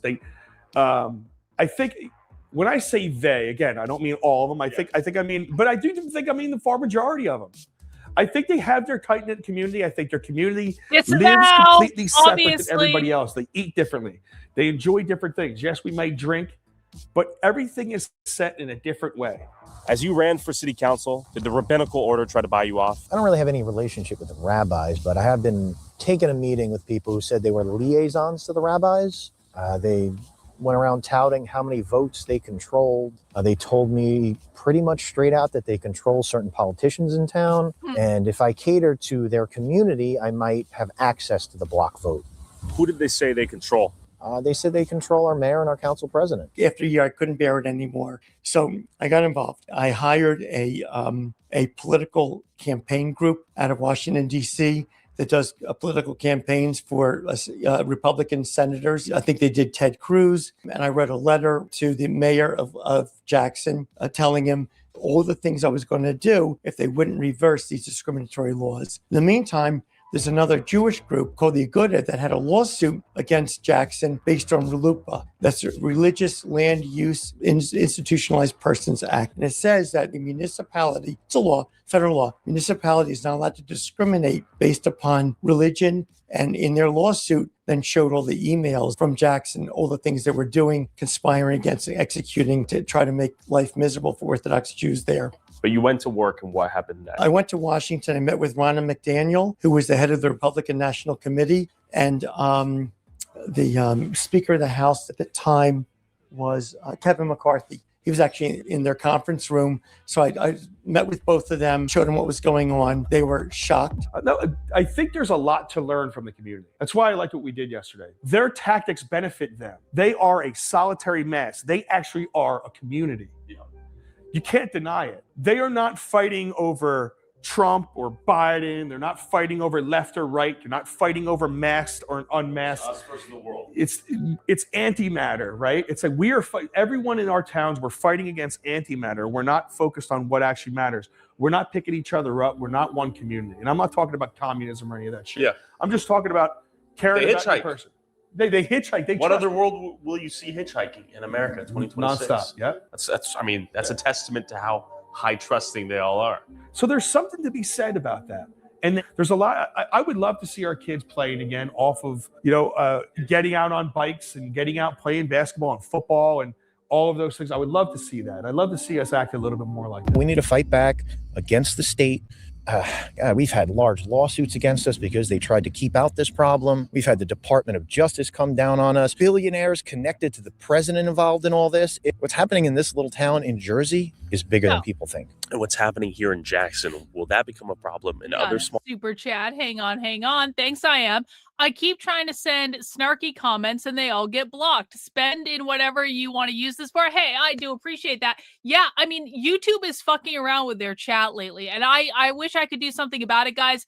I literally have no moderation on the chat at all on my channel. So whatever is going on with YouTube censorship, it's not something I did. I made sure of that yesterday. So I'm sorry that YouTube sucks right now. There's nothing I can do about it. Make sure you're following me on Rumble, though, is what I would say. I'm Karlyn.com/Rumble. So you can go find me on Rumble. We've got a great Rumble community. Actually, I will just link you guys over to the channel so you guys can go follow me there if you want to on YouTube, just in case something ever happens here. It's always a good idea to follow me on Rumble. And I appreciate my Rumble crew as well, you know, the intrepid warriors that hang out over there. And hopefully someday Rumble will make platform improvements that allow the Rumble chat to integrate with StreamYard. That would be really fucking rad. Did you guys see the CEO of Rumble replied to me the other day on Twitter? P.S. Like, just as like a side note. So the CEO of Rumble did one of those posts where he was like, Rumble is the greatest platform ever. And then I replied to him and I was like, do you guys think you could maybe improve the platform now? And he actually replied to me and he said, what would you do first? I was like, I need member-only streams where I can communicate with my members. I need a way to post for members so that only my Rumble members can actually see it, because I can post for YouTube channel members. I can give my YouTube channel members special content and special links and stuff like that that's exclusive to them. I cannot do that on Rumble currently, and that sucks because I do have Rumble channel members. I do have people on Rumble who've given out membership gifts, and I feel like I can't give them anything special over on Rumble because there's no way to do it on the fucking platform. And so I said, I need a way to do member-only streams on Rumble. I need a way to communicate with my members privately. And I need a way to basically, what else did I say? Oh, integrate the Rumble chat with StreamYard, because I want my Rumble people to be able to see their chat on the screen. I'm not going to use Rumble Studio. I'm very sorry. I am absolutely not going to use Rumble Studio. I use StreamYard. I like StreamYard. I understand StreamYard. I've used StreamYard for like 5 fucking years. I'm not changing now. And so Rumble needs to integrate with StreamYard, just like literally every single other platform on the fucking internet. So I said that to the CEO. I said it in a very nice way, and he liked the tweet, so I know he saw it. So fingers crossed that Rumble actually updates their platform. Anyway, let's finish this up, guys. And then if we have some extra time, I have a special surprise for people, but we'll see how much extra time we have. All towns. It's already a problem in all the surrounding towns. Is the cop gonna go? Okay. Get us on the cop. We got the corrupt police pulling us over for what? We'll find out. We may be in a corrupt hellhole. Double cop cross. We're getting pulled over. We got double police. Potentially nothing better to do. Let's find out. We weren't speeding. We weren't violating the law, from the best of my understanding. Do you have your driver's license registration? What am I being pulled over for? I'll tell you that soon as you Is there give me- probable cause? Yes, there is. What got a exactly call. is that? We got a call on our phones For a suspicious person. With, what's with suspicious video, about me? With video cameras. There's nothing in front of a suspicious school. about expressing our First Amendment right. No, you're good. So what am I being pulled over for? We got a call, just so you know, you're being audio and visual recorded. Sure, okay? likewise. So we got a call from dispatch. Sure. Saying there's a vehicle. Okay. With 2 men in it, videotaping in front of a school. When we get a call for that, that's our probable cause to stop you because they described your vehicle. So I'm asking you. What's illegal about the fact that we're recording? There's nothing illegal about it. Sure. I don't care that you're recording because I'm recording too. I just don't know who you are. And I don't. But for my safety, I want you back in the car. Well, okay. So back to me talking to you. My name's Tyler, by the way. How are you? Jonathan, so nice to meet you, sir. Good to meet you, yeah. I'm stopping you. Could I have your credentials, please? Do I have an obligation to self-identify right now? I need you to identify yourself on this stop. I totally get where you're coming from. We're It's filming a a little lawful stop documentary because piece. they described your vehicle to a T. Totally get it. I'm just trying to figure out if there's Can actual... I just ask you a question? Yeah, I can tell you what we're up to if that's... I just want to know who you are. Yeah, my name's Tyler. Oh, very good. My name's Yeah. Jonathan. Like, explain that Yeah, to good you. to meet you. I stopped you.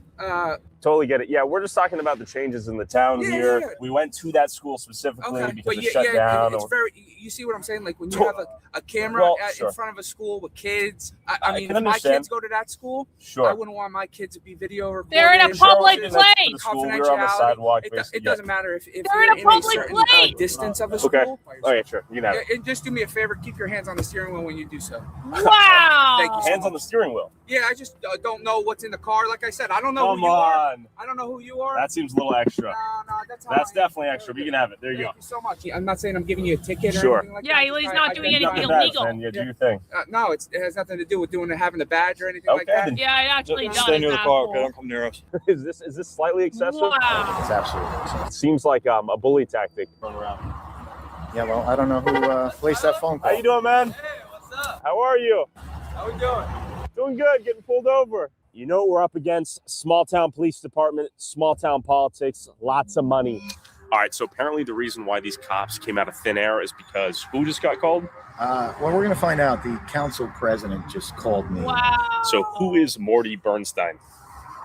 He is the council president in Jackson, New Jersey, and the most powerful man in the town. Does he have the police in his pocket? I don't think he has the police in his pocket at all, but the man does have an incredible amount of power. He's involved in political action committees with very rich and powerful developers, a lot of political connections. Who are we messing with here right now, Chris? Was this a mistake? Is this video a mistake, man? I'm going to be honest. The powers out here are pretty immense. Like I said, it goes up. You have billionaires from Lakewood being involved in what's going on in Jackson. People connected to the president of the United States. If we zoom out, where does this all end? Right now, it's gone to every town on the outskirts of Lakewood. They're buying up everything. Even if they're not occupying things, things are being bought up. I always say it's a real life game of Monopoly. So it's gone into Brick, and it's gone into Howell, and it's gone into Jackson and Toms River. Now it's going into Manchester. There are large portions of property being bought in South Jersey.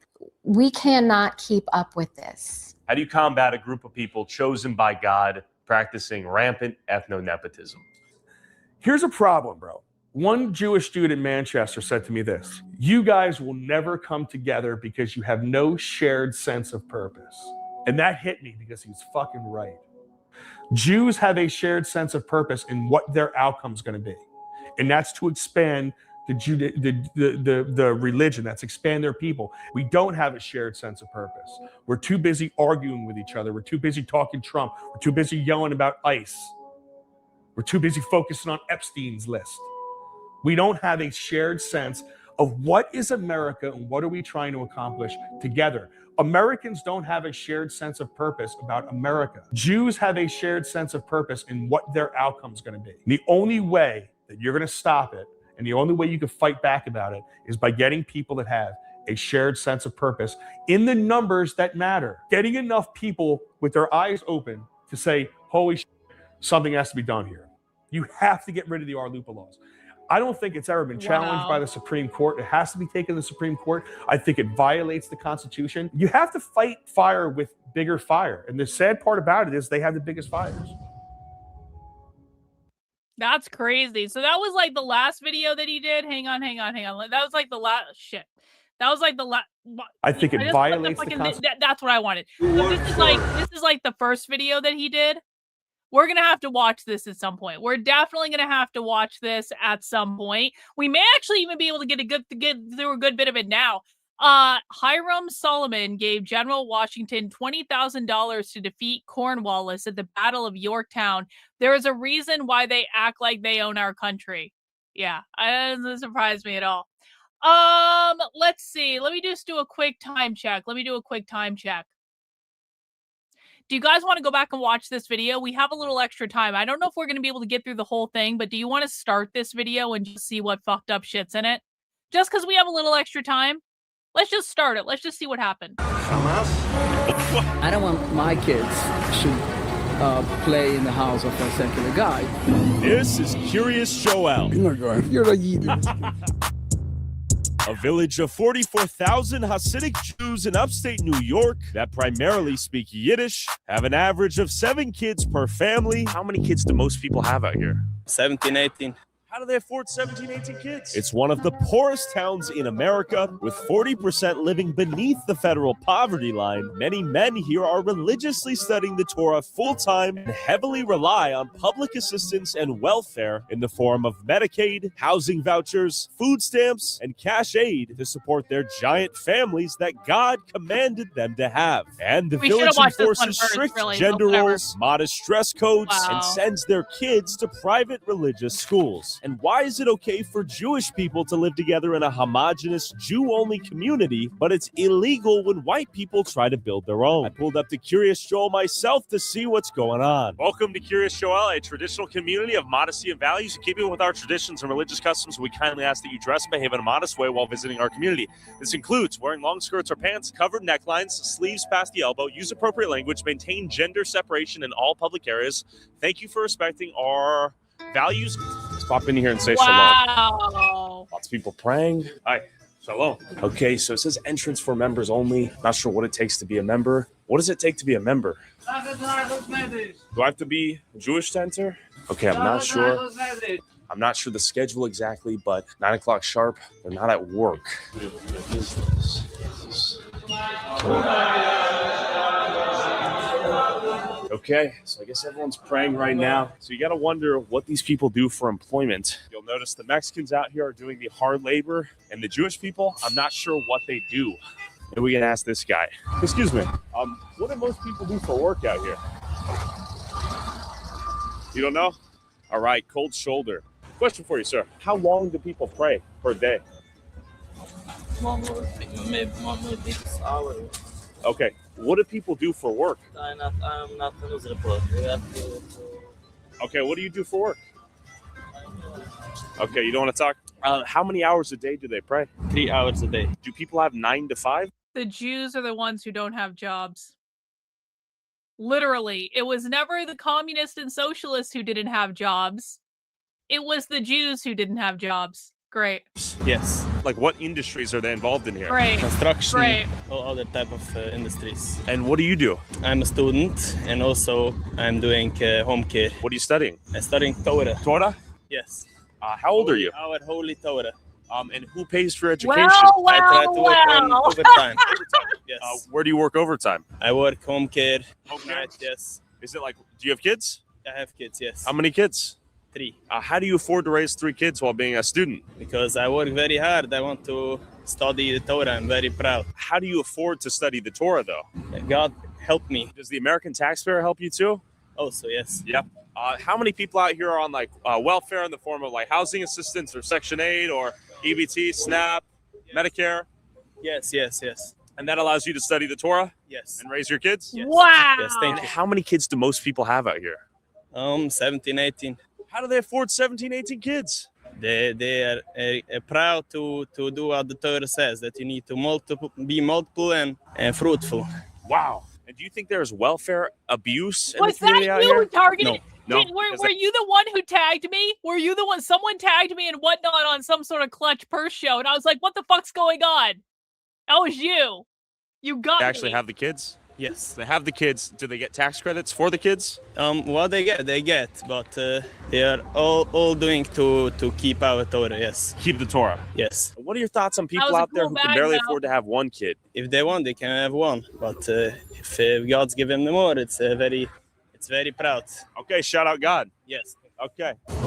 We are very against the state of Israel. It's a very big problem for us. So you guys don't approve of a state of Israel before the Messiah comes, right? Yes. Zionism is not Judaism. It's a very other thing. Question for you, sir.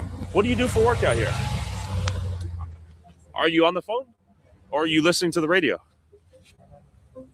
Okay. Damn, it's tough to get some answers out of folks. What do you do for work? Okay. How do you make money? My wife. Your wife? What does she do for work? What is this? Interview. Good to meet you. For YouTube. So your wife works and you study the Torah? Have a good day. How many kids do you have? Have a good day. How many children do you have? Okay. Why can't Jews enunciate? Like, do they literally not know how to speak? I understand they have their own Jewish language and all that stuff, but it's just like every single Jew that's been like they've been just like mumbling and barely even speaking comprehensible like English. Thank you. Well, that was fascinating. Excuse me. Do you study Torah? Torah? No. What do you do for work? Do you have a job? Does your wife work? Are you a student of the Torah? Yes. Do you work a job for money? I? Yeah. No. Does your wife? Yes. She does. Does your wife go to work to make money and you study Torah? Where are you? Tyler, good to meet you. I'm just doing a YouTube video about this place. I find it I fascinating. don't have time. I have to work. But where are you going if you don't work? I study. Do you study? And does your wife work? What industry does she work in? Teaching, education, children? And how do you afford the kids if you don't work? Your wife? Okay, thank you. Sounds like a great setup. Damn, I might have to get in on that. Wow. Excuse me, what do women work at here? What jobs do women work in here?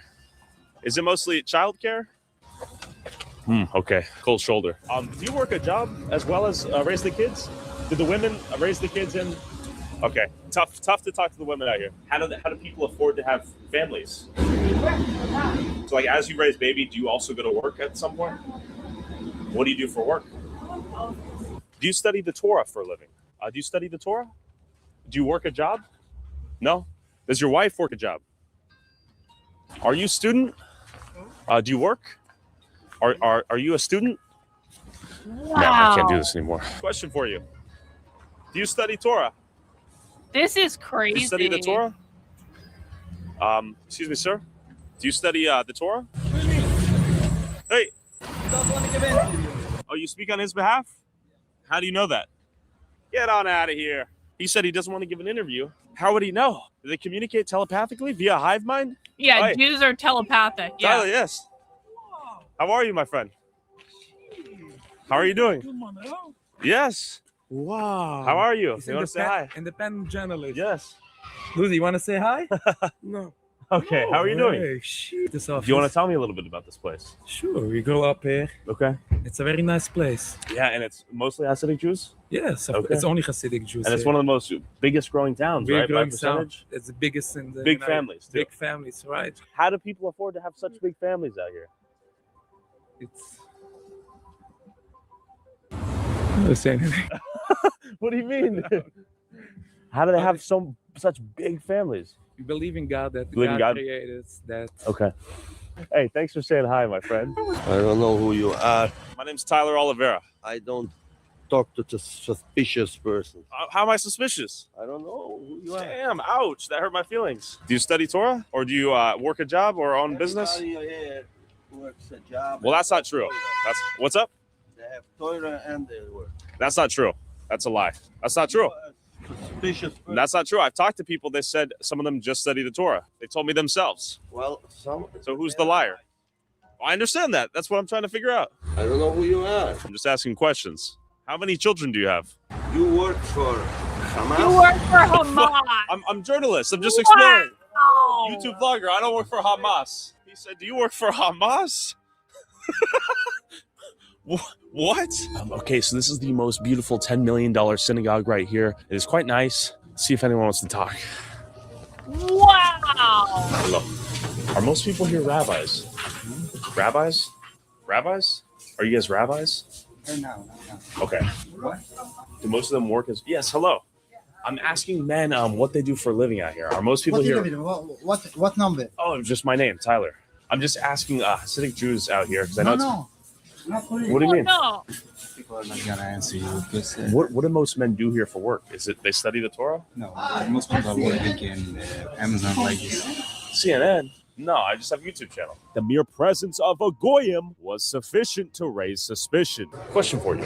What do most men do for work here? Are they rabbis? This is working? What do they do? Because I'm trying to talk to people, just figure out what the main industry is. A lot of. Can you give me some ideas? Oh, go outside. Okay, thank you. I'm trying to talk to folks like you, how you make your money and afford to raise your families. Rolls. What? 54 rolls. But then I finally met this guy who gave me some wisdom. Help me out. Everything people do. What do you do for a living? Billboards. How long does the prayer last? And when do people go to work? People go from 9 o'clock in the morning, from 6 o'clock in the morning until the night. So how do they pay their bills? How they pay the bills? By working. Well, when do they work if they're praying all day? They're not praying all day. So you have a lot of people coming in the morning and going into work, then coming back to pray. You have a lot of people coming in the morning to pray. They have people just waking up late. I see. From Okay. having a big community. So you own a billboard company? Yes. How do people afford to have like 10 kids out here? The community is based on this. So So is it wealthy members of the community give charity? yes, mostly. That's the way. Are most people on Medicaid, SNAP, EBT? Let's be honest. I don't know. I can't speak for other people. What about you? I'm not going to tell about myself. Okay. A lot of these folks have business there. Not all of them. Okay. Some of them. But there's a lot of you guys, right? Some of them are being supported by community members. Okay. What's the big industry for women out here? Is it childcare? Because I notice Mexicans seem to work like retail, construction. Many men will tell me my wife works, but I do not. That's not true. That's what they told me, though. They themselves. The first 2 years after they get married. Okay. Only the first 2 years. Okay. And then they go work. Most men. Okay. All right. How many kids do you have? I'm going to guess you have 13. They all vote unanimously in favor for it. Look at this. There's a car accident every 5 seconds. Some of the driving out here is horrendous. It's truly terrible. What do the Jewish people here do for work, from what you've seen? Do they just pray, or? No. So, yes, they pray every single day, and then they work every single day after this matter. After they pray, they go to work? Yeah. They drive in a school bus and a transit bus. Excuse me, gentlemen. What do you guys do for work here? Do you guys have like businesses, like work a job? Do you guys study Torah? I have a job. What do you do? I'm in sales. Are you lying to me? Just the way you looked at him, I'm just like, what? Is it just ink? What do you do? I'm doing sales. What do you sell? Food. Why do you keep looking at him? Okay. What food do you sell? Chocolates. What? I feel like I'm getting bamboozled right here. I don't understand the look back there. Do most women raise their households and then they work afterwards? Some, not most. Some. Okay. Like what percentage? Half? Maybe half. Maybe half? Hang on. We got a super chat. Let's see what this has to say. A Danish uni did a DNA study that showed they have the highest rates of father-daughter something or other in their genetics more than any other group. You know, that's really, really, really, really fascinating information. And I just want to remind everyone that we love the Jews and we disavow all anti-Semitism. And I appreciate the super chat. Thanks so much. Guys, we are going to be doing a spy stream in about half an hour, but I think we can try to finish a good bit of this before then. I might speed it up just a touch, but we're going to go right up until the hour mark. And then we're just going to switch over quickly to our spy stream because I want to watch the rest of this. Do just that. Okay. The ones who work, study in the morning and late afternoon. To be fair, I have seen people who work bus driver jobs, some people doing something in the shop, sort of managing the shop. The construction and hard labor seems to be exclusively executed by the Mexicans. Excuse me, miss. Do women work and raise the kids out here? Do the men work or do they study the Torah? The sheer density of minivans out here is a phenomenon in and of itself. Excuse me. What do you do for a living? Okay. What do you do for work? What do you do for a living, sir? Tough scene. Excuse me. What do you do for a living? Excuse me. What do you do for work? A student. You're a student. You're old, though. I follow you on YouTube. There we go. So you got to answer this puzzle for me then. What do people do for work out here? We do construction, we do everything. Do people spend hours praying in the synagogue and then they work afterwards? Yeah. Do the women raise the kids and that's all they do, or do they work as well? They work as well. The men also raise their kids. Wow. We just don't bother nobody. Whatever a normal people is doing, we're doing. Okay. But we're doing it mostly in the kosher way. Instead of selling to general supermarkets, I see. for example, I'm in the kosher food. I sell for kosher supermarkets. What I'm hearing is they'll gladly take money out of the American tax base to support their lifestyle, and if they do start a business, it'll most likely accommodate and service Jews. We don't bother nobody. We don't kill. This is true. No violence out here. No violence. No drugs. No drugs. No stealing. No thing. No nothing. I've only seen bad drivers, though. You know why? Yeah. Because we have so much. We have like 10 children. We're all too busy. That's why we were upset by driving. We're getting nervous. That's the biggest violence you'll find us. One day a year, it's called Purim. Party. We dance, people getting drunk. And biggest good thing about that we're giving donations for other people. Oh, that's right. Do you know how much money goes out in this village? I'm going to guess millions. Millions? And that's without being so polite, keeping open the doors. That's a thing on. Yeah, right. No, not Gentile. But you're not going. I can see it. I'm going. No, you're not going. You're a Yid. Going back. You're a Yid. Okay. Are you a Yid? I'm Goyim. Can you show me your license?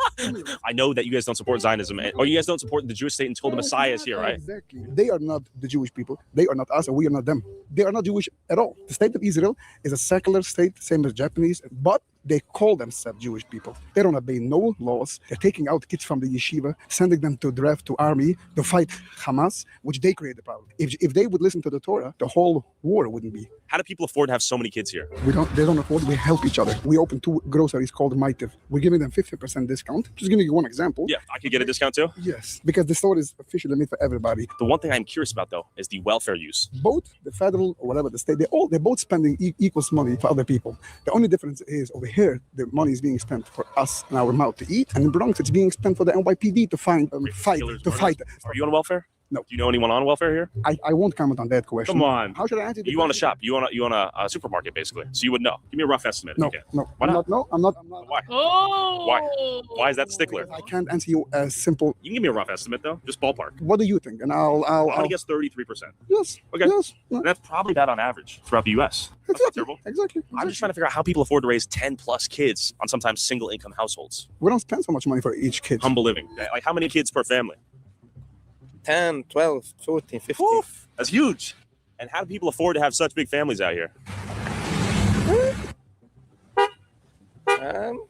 Working. Working? Like, what do people do for work out here? What to do? Brokerage. Brokerage? Construction. Brokerage. Okay. Teaching in school. Okay, teaching, school, construction. What percentage of people do you think are on like welfare, Medicaid? A lot? Latvia. Big people. Okay. What do they do? What I do? Yeah, what do you do for work?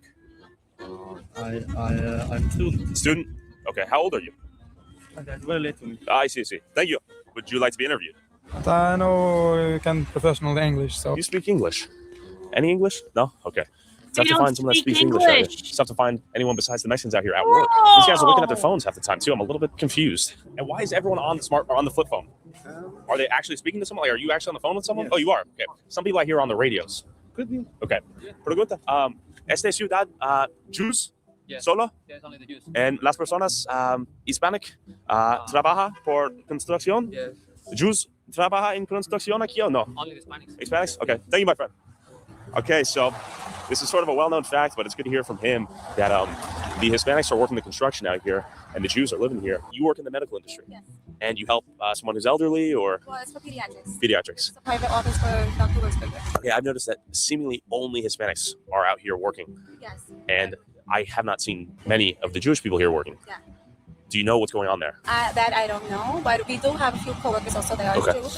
But I have noticed that also. I'm trying to figure out how you guys afford to have so many kids, though. I mean, I see all these Mexican workers, too. personally, Yeah. I'm struggling. You're struggling? Yeah. It's not easy. Most Okay. people I know are struggling. Are most people who have this amount of kids on forms of welfare, like SNAP, Medicaid, housing assistance, that sort of thing? A lot of people. I'm not, Yeah. I can't talk to others, and I don't. Do you think, have because yeah, before they are eligible for like tax credits for the kids, right? yeah, they're eligible more for whatever, for low income, whatever you want. Yeah. Because you have that many kids. Like Section 8 waivers for stuff like this? Something like Yeah. So, do most people work jobs out here? Or is it kind of just raising their kids? As far as I know, yes. I mean, the woman will raise the kids, and most of the men will work. And the women raise the kids full time? Most of them. There are some women who will work part time, or and less women Yeah. full time. It's very hard to work when you have kids. Right. Could I move here as a non-Hasidic Jew? Would I be able to, though? That's my real question, because I've heard it's practically impossible.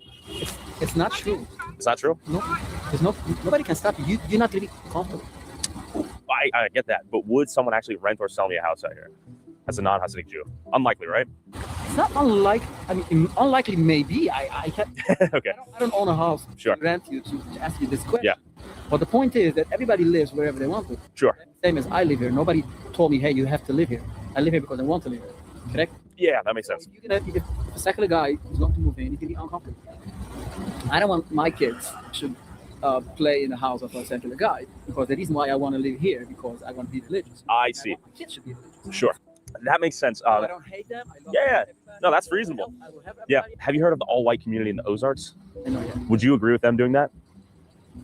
I don't know. I don't want to live there. The point is not this. But you think they should be allowed to do so, though, right? I have a lot of. Do you think they should? As I told you, you have to sit down. Oh man, you're a complicated guy. Could I buy a house there? Would they let me? Legally, I think you. Legally, I could, but they wouldn't, right? It's a good question. Why is everyone so busy? Back to the video. No, speak English. None? Oh, as I was Doesn't going around, my speak drone captured the most English. Are dangerous you people in the city, kidding me? bad drivers. But real quick, the sponsor of this video pulled out once they learned what the topic was. So if you want to support the channel, get access to these videos early and watch never before. Hang on. Fast forward. Sorry. He gave me $500. Then go check it out. You can call the police. They'll make a police report. It doesn't pay. $500 for that? Come on, man. I think you give me $2,000. I don't have I'm going to give you $2,000. change. I don't have $2,000. Oh, if it were me, I would just call the police, get the police report, and handle it through his insurance. Okay. Yeah. So That's some damage right there. $2,000-$3,000 worth, is my guess. And just for context, do you live here? Wow. You work here? Okay. Wow, look at this, another accident. Oh my God. We just hit. They cannot drive out here. There's a car accident here. They're trying to go outside of insurance. It's a phenomenal style of driving out here that leads to quite a few car accidents, it seems like. It's concerned that the policemen have a really good relationship with the people here. Oh, valid. They probably do. That's why we're going to hold them accountable with the camera. What happened? I came down over here, and she was over here, and I was waiting, and she started to backing up. I was turning, and that's it. I see. The rest is history. How do you guys have registration? oh yeah. He said he's going to give me $2,000 to send me quick pay.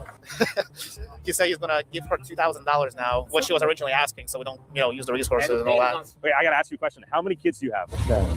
7? How do you afford to feed 7 kids out here? I work 24 hours. 24 hours on the bus. Wow. Okay. Big families, hard workers. God bless you too. Thank you. 23 degrees, frozen streets. School bus doesn't give up.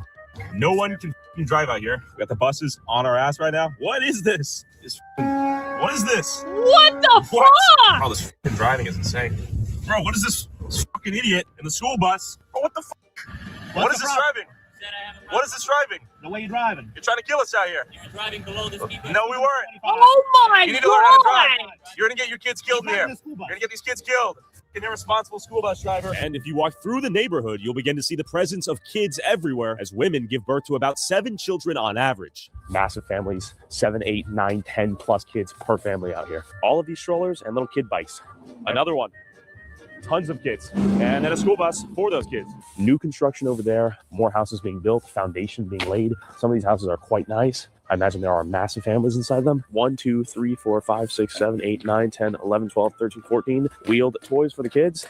Can I ask you, how large is your family? 1. And do most families have, how many kids do they have? Most families? 5, 10. 5, 10? How do they pay for that many kids? You don't know? What is your job? The Bible. You read the Bible? It's very late for me. For the kids? What is your job? Like, what do you do to make money? My wife is working. Okay, your wife works? I'm not having no time. What do you do for work? Okay, all right, busy man. Thank you. I'm a family of 6. Okay, nice. And I do heavy work. Okay. Do most people out here work? As far as I know, yeah. Okay. What percentage of this whole town is children? Maybe like half? No, more than half. More than half? Yeah, because if you can have like 15 children in a family, automatically it's much more than half. And last question for you. Are most families out here on any form of welfare, like Section 8, SNAP, Medicaid, housing assistance? Most families? Yeah. I wouldn't say so, not as far as I know. Are you? I have Medicaid, so Okay. I have my own business and I make my money. Respect. Okay, we got the Crown Sterling right here. Hello. Can I interview as a local business owner? I'm trying to ask people about their business out here, how life is in Kiryas Yol. Which kind of stores do you take? I just want to interview anyone who owns a store out here. Where is it going? On YouTube. It's working now? Yeah. Excuse me. No? Okay. Oh, man. Okay, so you don't want to be interviewed. Delete this file. I cannot delete it, but I will walk away. Are you sure you don't want to be interviewed? I can't sue you. You can sue me? Dun, What? dun. You went from this to this? You went nuclear. What? Wow. You're gonna sue me? Come on now. See this driving. My God. This terrible driving skill is a testament to the dense population. My God. It's a fascinating way of life. But despite 40% of the population living beneath the poverty line, I did not have to worry about getting shot or mugged out here by gangsta drug dealers on the corner of every block. In terms of random violence, I think this is the safest place I have ever filmed at. We have is this a flip phone vending machine? Flip phone vending machine? Wow. Instead of Why liquor is there a stores, they flip had phone kosher vending phone machine? vending machines and public safety security force. Is this kosher. funded by the taxpayers? This public safety, all these trucks and whatnot? Yes. Okay, so this is tax. Oh, you're busy, are you? Yes. Okay, of course. Of course you are. Thanks. And volunteer firefighters and EMS. Can you show me what's going on in here? Tell me what you guys do. God, we provide man, coverage I for the fucking FISA. can't even with this. How do they have so many kids, multiple wives? I don't know, Suzanne. I don't know. Thanks so much for the super chat. For the village of Kiryas and the town of Palm Tree. Okay. Are you a volunteer firefighter? This is all volunteer fire. All volunteer work. Fire department. And how fast can you guys respond to emergencies, given how tiny the town is? We have a 90-second 90 response. seconds? Yes. Don't Okay, spam my So anyone, chat on even non-Jewish Twitter. people, you guys will arrive? Absolutely. Yeah. Just for the whole community? Yeah. Okay, nice, man. Some volunteer Yeah. work. There's some lessons we can learn. Communal living, helping each Show other out, home. looking out for each other. They even Thank had their you. own kosher AAA. So we got this Chevy Suburban, we got a pickup truck, and let me show you the This is like Jewish AAA or what? basically. But it's community funded, right? Jewish Yes. Who AAA. pays for the trucks? We have a couple of sponsorships. Collision on the Go is Okay. one of our That's a local sponsors. company here Yes. in the area. So, for instance, I do not have to have a AAA membership if I live. Wait. The Jews are causing so many car accidents that they have their own AAA sponsored by a collision company. Okay, maybe the Jews should just learn how to fucking drive cars. That would be my recommendation. Curious show up. No, you can have our number. We got everything. It's like All the everyone equipment, else had to everything learn that we how to need. drive for the a Gentiles? car. Whatever you need. You call us. We're coming Everyone out. else Helping anyone who calls. You call us. We go out. Okay, we're hopping on a call right now. Let's see how this works. Yeah. Thanks for So having let's me. get this Hey, straight. what's the call? So let's get this straight. Jews don't have jobs. Jews don't know how to drive, and Jews can't speak English. Great. Awesome. God's chosen people, guys. No anti-Semitism allowed. Just a community member. Yeah, just someone called. Okay, there it is. Okay, so he's already on the job. He got here faster than us. Young volunteer, quick to the work. It would be pretty convenient to get a flat tire, call up the city, and they just help you out. Imagine that world. When you live the same, you look the same, you pray the same, you can do cool shit like that. But the Curious Show, Volunteer EMS, you gotta give respect to all these guys doing volunteer work for the community. Should I pop in? Okay. Here you go. Here's the food Crazy. packages. Everybody gets a package of that. Some little chips inside. And this is beautiful.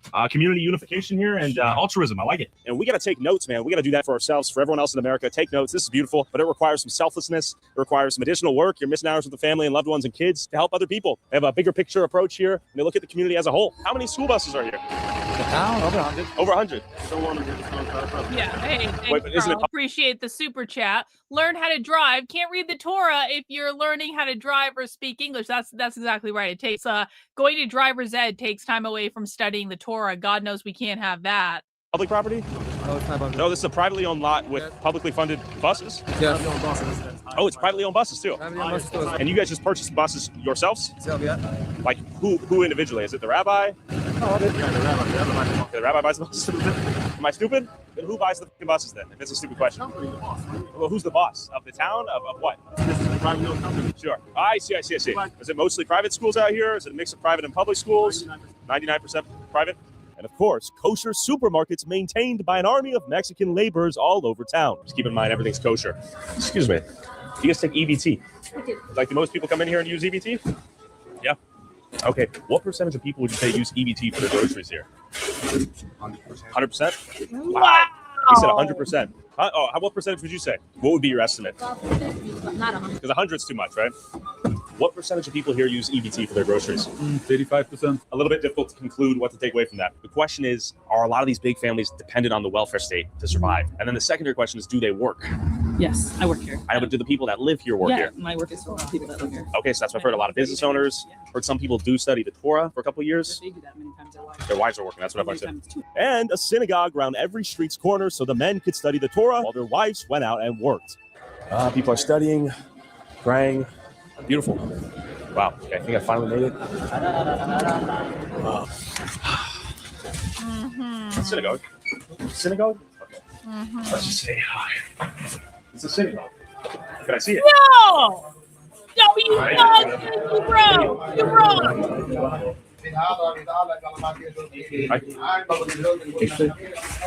How do people afford to have such big families out here? What people struggle? What do people do for jobs? Because I've noticed a ton of the Mexicans are working the retail stores. What do the Jewish people do for work? They own business. How do they get to own the businesses? I have no idea. We can say people work by themselves. Okay. They work hard. They drive buses. They are teachers. They are employees. Like companies. And people build up companies by themselves. And people build up their businesses by their own. You work from 9 to 5. A lot of people work more. You work hard. Okay, I see. It's 2:59. Why aren't people at work? A lot of people are at work. But you guys aren't at work. Yeah. These are all teenagers. I see. Okay, these are young kids. How old are you? I'm 21. Okay, so do you work? I'm in college. Okay, where do you go to college? Here. Oh, here. Okay, in town. Yes. Is everyone college? Do all the adults go to work? Most, I will say. Most? 90%. Okay, do people here survive off of welfare? Not true. It's not true. No. Everyone have to work. You have to get money. But Yeah. when you have a lot of kids, like you have 8 kids, you can also get benefits like I see. Like the official number for like Medicaid, and it was like 93%. That number is not real. you can look it up. It's not 93%. It will say 93%. Yeah, check it up now. But I've already looked it up. I know what it'll Yes. say. Yeah, they'll say 93%. Where does it say? On Google. I don't know if that's real though. That's why I'm asking. Yeah. I don't know because I Yeah. know a lot of I people think and it's- most will have a lot of kids, and even if they work, They qualify. Yeah. Okay, we got some knowledge just now. He says there's some misconceptions about the place. Is this where you make the iconic fur hats? Hey, let's see it. Nice, right on. Okay, thank you. Whoa, it's heavy. And it spins too for 1,500 USD at the cheapest price. Thank you guys Wow. for selling it. 8K, $8,000. $8,000 for a hat? I was interviewing people. This dude tried to revoke my cameraman's First Amendment right to film him on a public sidewalk. It is a struggle getting B-roll out here. Hey, it's illegal. It isn't. What? It isn't. Howdy. What are the pictures about? Just feel like filming. Filming what? Just everything. What do you mean everything? Why are you recording it? Because I feel like it. Why? Because I feel like it. For whom are you recording it? Because I feel like it. And where will you post it? I don't know, wherever my heart desires. You took pictures of me personally. I'm happy. And You look want to know. I want to know where you're gonna post it. Everywhere. Because I don't want to be. I'm sorry. You walked into my shot, so. No. I was before across the street. And It's you took okay. the camera on me. It's not a big deal. You're in public. And then we began debating as to whether or not Curious Joel took out more money from the system than it gave back. Why do you think that most people have your welfare? The more kids you have, the more money you'd get if you're in those programs. It's not because people are defrauding. When you have larger families, you're automatically, you can qualify in a bigger percentage. 100%. Take out statistics and say, oh, this person has 6 kids. Look how much grants they receive from the government. But if you look at their expenses, then you see it's a different ballgame. It just gives you, helps you to survive. It pushes through. How much money Curious Joel community saves for the state and the federal government by the fact that we have private schools. Maybe we have big business people that pay taxes and they contribute a lot. We have a lot of charity that's helping out people. And also the fact that we study Torah, which in big part includes you should be honest and stay away from crime. So thank God that the crime rate is very low. So that also saves a lot of money from police enforcement and from jails. But I noticed you guys have that private security, which is taxpayer funded, right? But that's paid from our taxes. It's a village. Assuming you pay taxes though, right? Do you think someone here doesn't pay property tax? Yeah, for sure. Renters. I'm a renter. You're a renter. Yes. And my lender 1 year increased me the rent because the tax went up. How can he afford it? Because I pay him rent. Well, yeah, you're arguing the cost is indirectly turned over to you It's as not the renter. indirectly, it's directly. Let's say I had 10 kids and I made between 60 to 90K a year as a household. Then I could get almost $13,000 in cash benefits and pay no state income tax and no federal tax. So I would get $13,000 in cash, which I could then pay to, let's say, a landlord. Let's call it $2,000. That's half of your paid. Don't get the tax credit per child. You get You do though. tax credit, but once you have 3 or 4 children, you don't get more if you have more children. That's not true. The tax credit is multiplied by how many children you have. And there's no limit to the children you can have. It's a formula. And you take into account that someone has 13 kids and they pay tuition, they pay grocery, they feed their children, and they have.